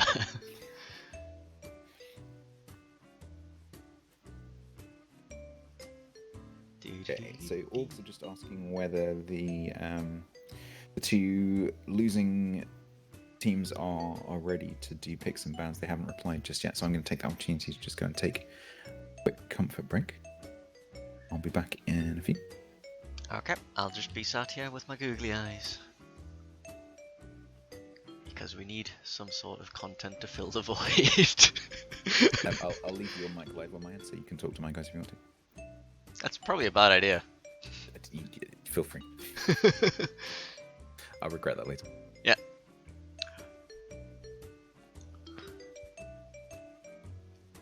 Psst. Stats chat. I want you all to do me a massive favour and just spam a wall of Azure blokes. So when he gets back, he looks at his Twitch chat in 5 minutes time when the delay is passed and just sees a wall of Azure blokes. Just don't tell them that I made you do it.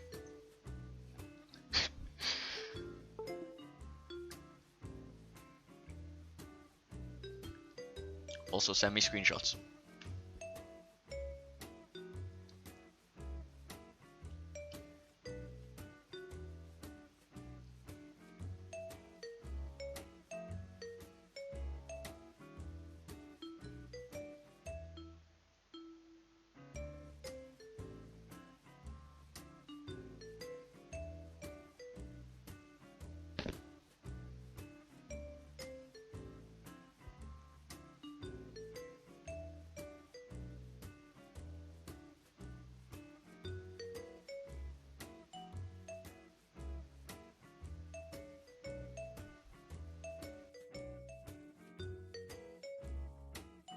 There's so many little air mounts as well that I need to do on this thing.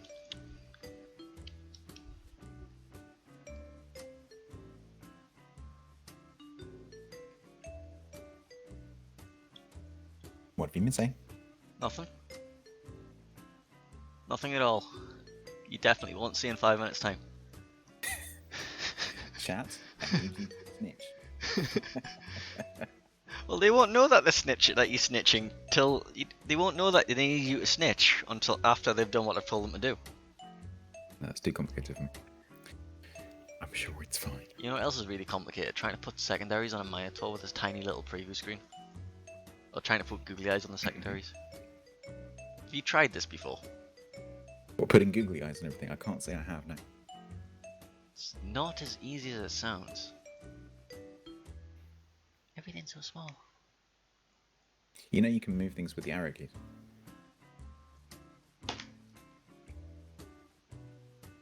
I do now. It does help if you need to tweak something into position. Yeah, it does. Unfortunately, one thing that you can't do, which is really annoying, is you can't select the source from the list and immediately move it with the arrow keys. You have to click it first. Yeah. And when you get a lot of sources in your list, that can be a little bit tricky. I mean, you're not wrong. Also, So scaling. How do I scale with this thing? Is there a hotkey to scale things? I don't know, actually. I'm not sure. There might be. I've never used it. You can, on any object, you can right-click and go to the transform menu, and you can actually, type in the values that you want.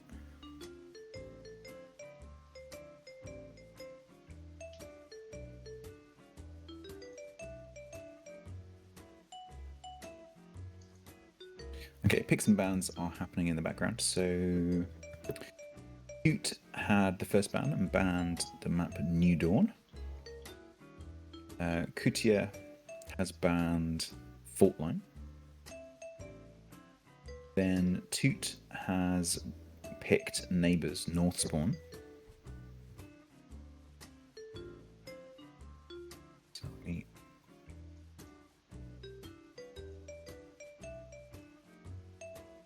I just accidentally started recording my screen. So there we go.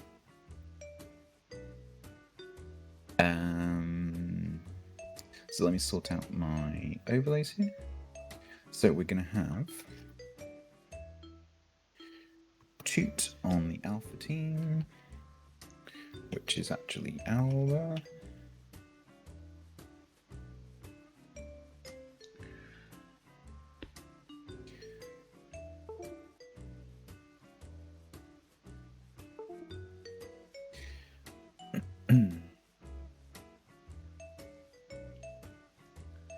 Toot on the left.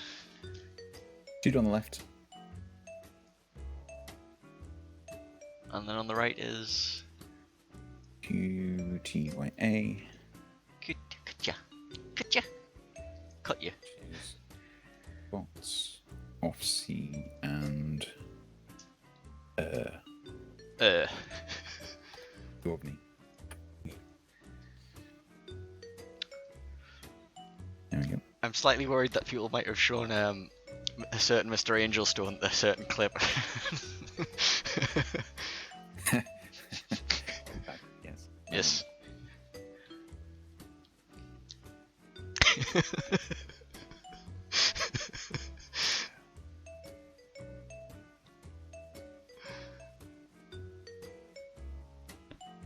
Okay, so to summarize, we're going to have Toot on the North Spawn on Neighbours, and then they'll switch sides for the second game.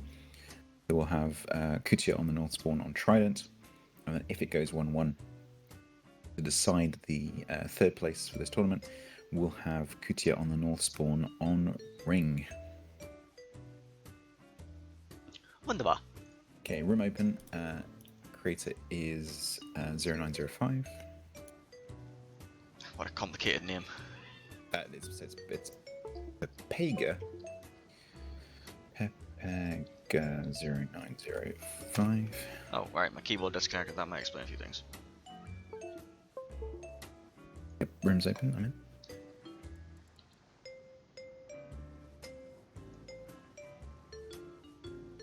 I should probably get rid of the googly eyes too. There we go.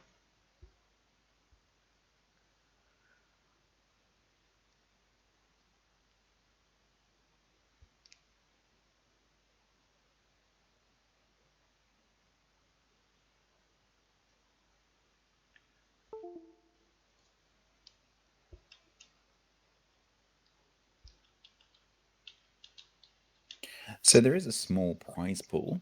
I can't remember exactly what it is, but it's something for the winner. It's something like €15 per winner. Yeah. So, Not per team, per player. So it's enough for a couple of beers or something. premium ship maybe. If you live in the Czech Republic, maybe several beers. If you live in Norway, maybe not so many.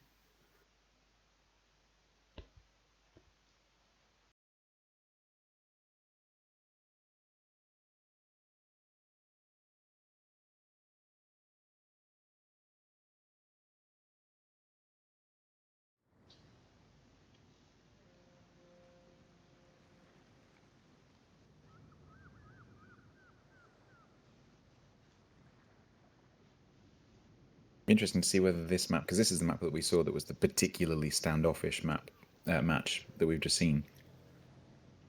Interesting to see whether these two teams are a bit more aggressive.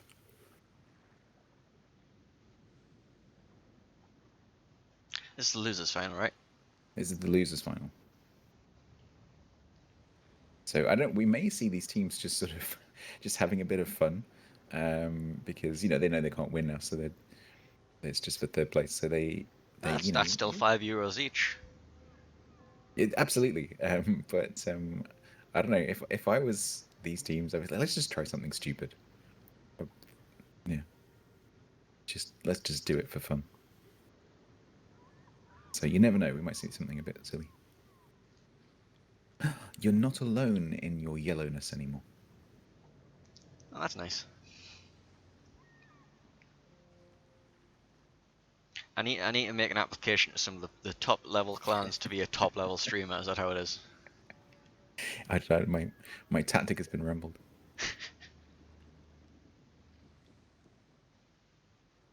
Oh, you're green. You must have done hundreds of thousands of clan battles and fought tooth and nail to be green or purple. Nah, I just let the others do it for me. I have actually done quite a few sessions. I'm trying to do at least one session a week at the moment.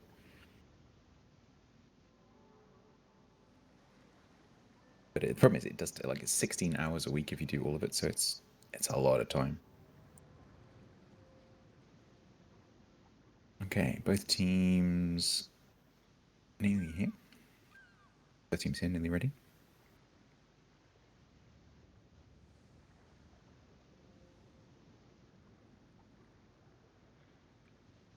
So Kimi TK and Fixie coming straight out of the last match, whereas Alba having had a little bit of a break.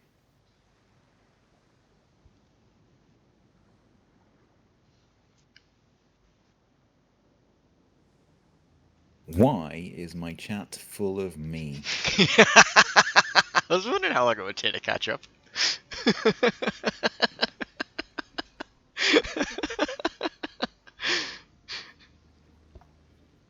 What are you doing, you lot? Okay. It's definitely nothing to do with me. Okay. Blame Painzor. Okay, alright. Okay, we're off. First game of the losers final. So this is to decide third place. And after this, we'll see the best of 5 final to decide who actually wins.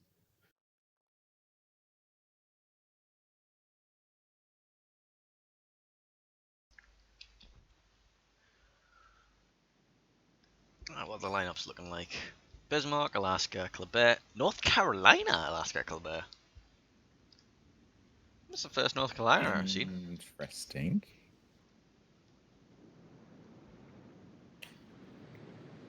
Well, this is coming from the team earlier who brought a Harugamo and just got AP annihilated to death.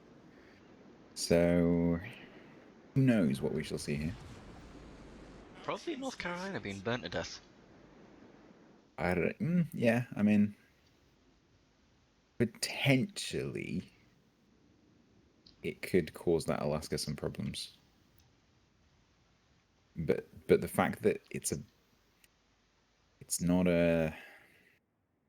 I was about to say it's not a close range brawler. It depends, it depends how you play it really, and how it's set up. But Bismarck, obviously, a more effective brawler. But yeah, this North Carolina, I think, is specifically intended to counter TK. Everything's in North Carolina everything's in North Carolina. Everything's a close range brawler if you try hard enough. That's what I meant to say.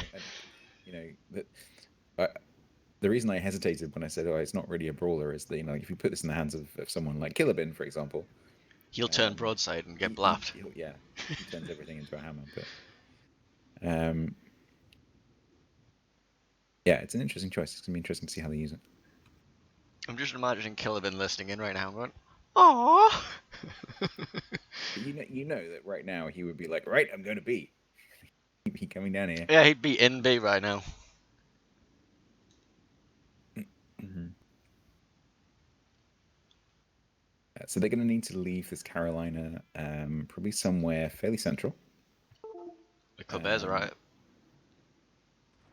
Oh, yeah. Oh, there goes my keyboard again. There we go. It's back. Okay, Kimi coming off slightly worse here.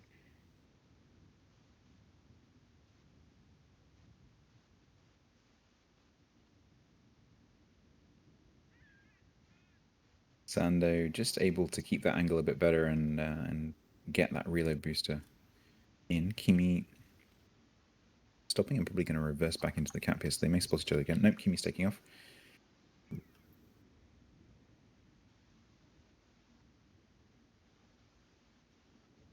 So Zando may get the first pop at the cap here. They're just going to keep spotting each other and keep having little gun battles, and they've got no support, so it's just one-on-one. There they go again. Good volley out from Kimi. Report new team, no support. Saying that the Bismarck is getting shots in now. One shell connects. Zando on 12k, Kimi 16. Camera positioning is hard for this game. Is. Now imagine having 9 people on each team. I like to stay zoomed out. It's much easier. You can see exactly what's going on. You do, in King of the Sea, you do end up kind of taking this kind of bird's eye view a lot of the time, because otherwise you miss things. It's one of the reasons I like 3v3 is you tend to be able to actually watch the action more close up.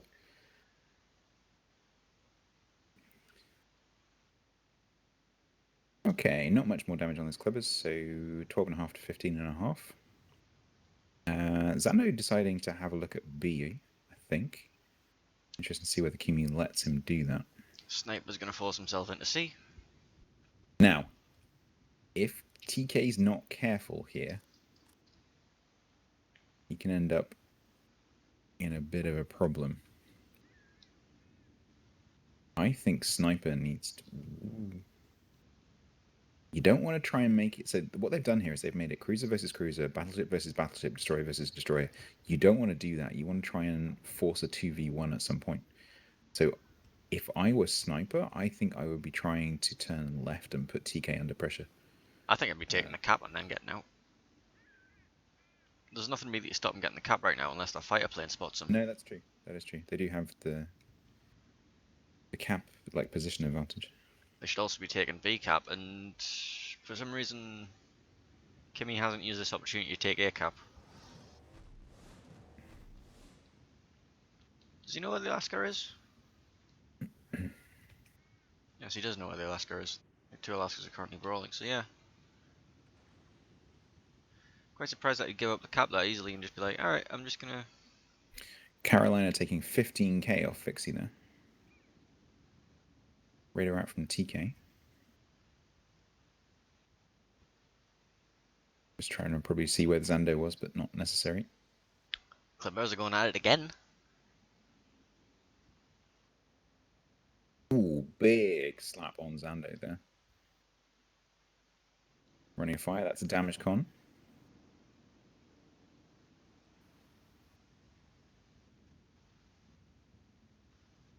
$6k, $7k, they're still pretty much even.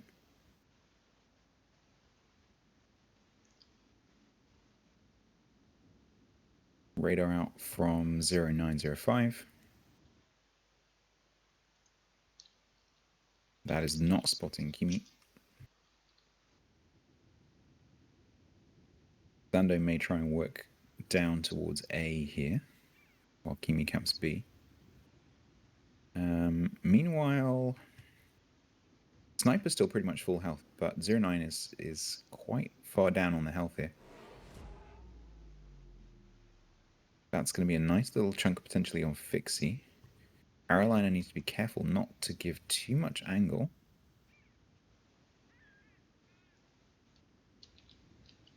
So here is what I was expecting to see. So Sniper is going to try and put TK under a little bit of pressure,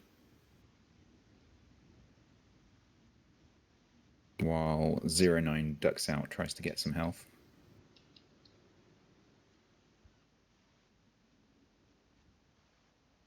Once again, the Clippers are going at it. They're just like, right, we're gonna fight to the death. And one of them's about to die, probably. And it's looking like Zando is taking the worst of this trade, and he's Yeah. gone. That's a significant disadvantage for the green team now, because He nearly goes down to cross map shots there. yeah, Kimmy's just gonna say, all right, I'll have A cap now. Yeah. I'll take. We already got B cap, and then we'll just sit and take points on you. Kutia are already ahead on the points, so having both these caps ticking is going to add up quite quickly. And that means that the other two up at the top, TK and Fixie, don't really have to do anything. As long as they've got those two caps ticking, they can just sit there and bow tank. And it's up to Alba to actually move around and try and get hold of B, find Kimi potentially. I think that's why you're seeing 0-9 moving down now.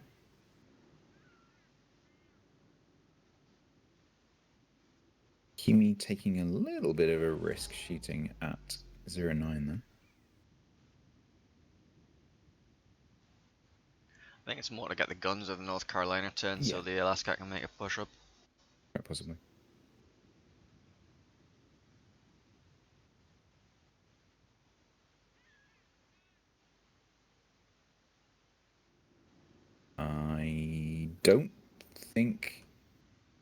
I don't think Kutia should be doing this, but they are. So TK is moving forwards.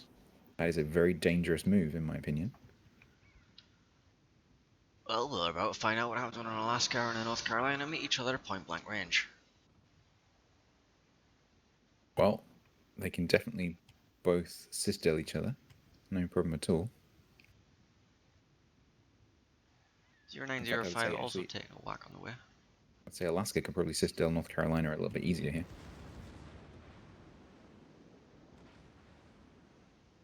TK's pinned against the island. 0905's gone down. Fine.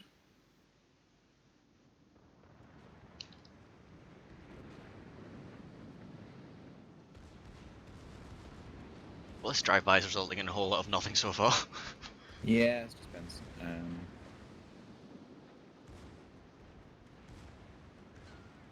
Fixie will have Sniper's broadside for a second, before he manages to turn in. But if Sniper turns in, it's going to be giving TK the broadside.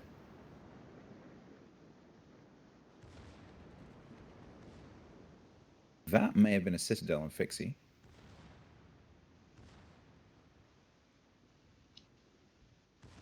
And Fixie may go down, unless there's a heal queued up. But I think Sniper's had it. Yep, he's gonna go down, and that'll be 1-0 to QTYA. Yep. And also it's a change ends, unfortunately. Yay, fancy button overlays. Yeah, QTYA1. And you get moved over there.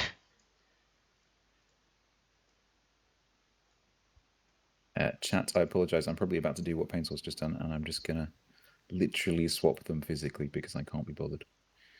So you're going to have to... I've been having the score like nicely symmetrical in the middle, but that's just going to have to not happen anymore because I cannot be bothered to type all that out again. Efficiency. It's key. There we go. That's beautiful. And that like the brackets almost fit and everything. You have brackets? Yeah. Got two types of brackets. Curly and angled. Mm. I've just got a colon. Colons are useful. It is, but I'm pretty sure that anybody with anybody who looks at my overlays is just like, that's not how colons work. Let me just, it's bothering me now that I've mentioned it. Yep.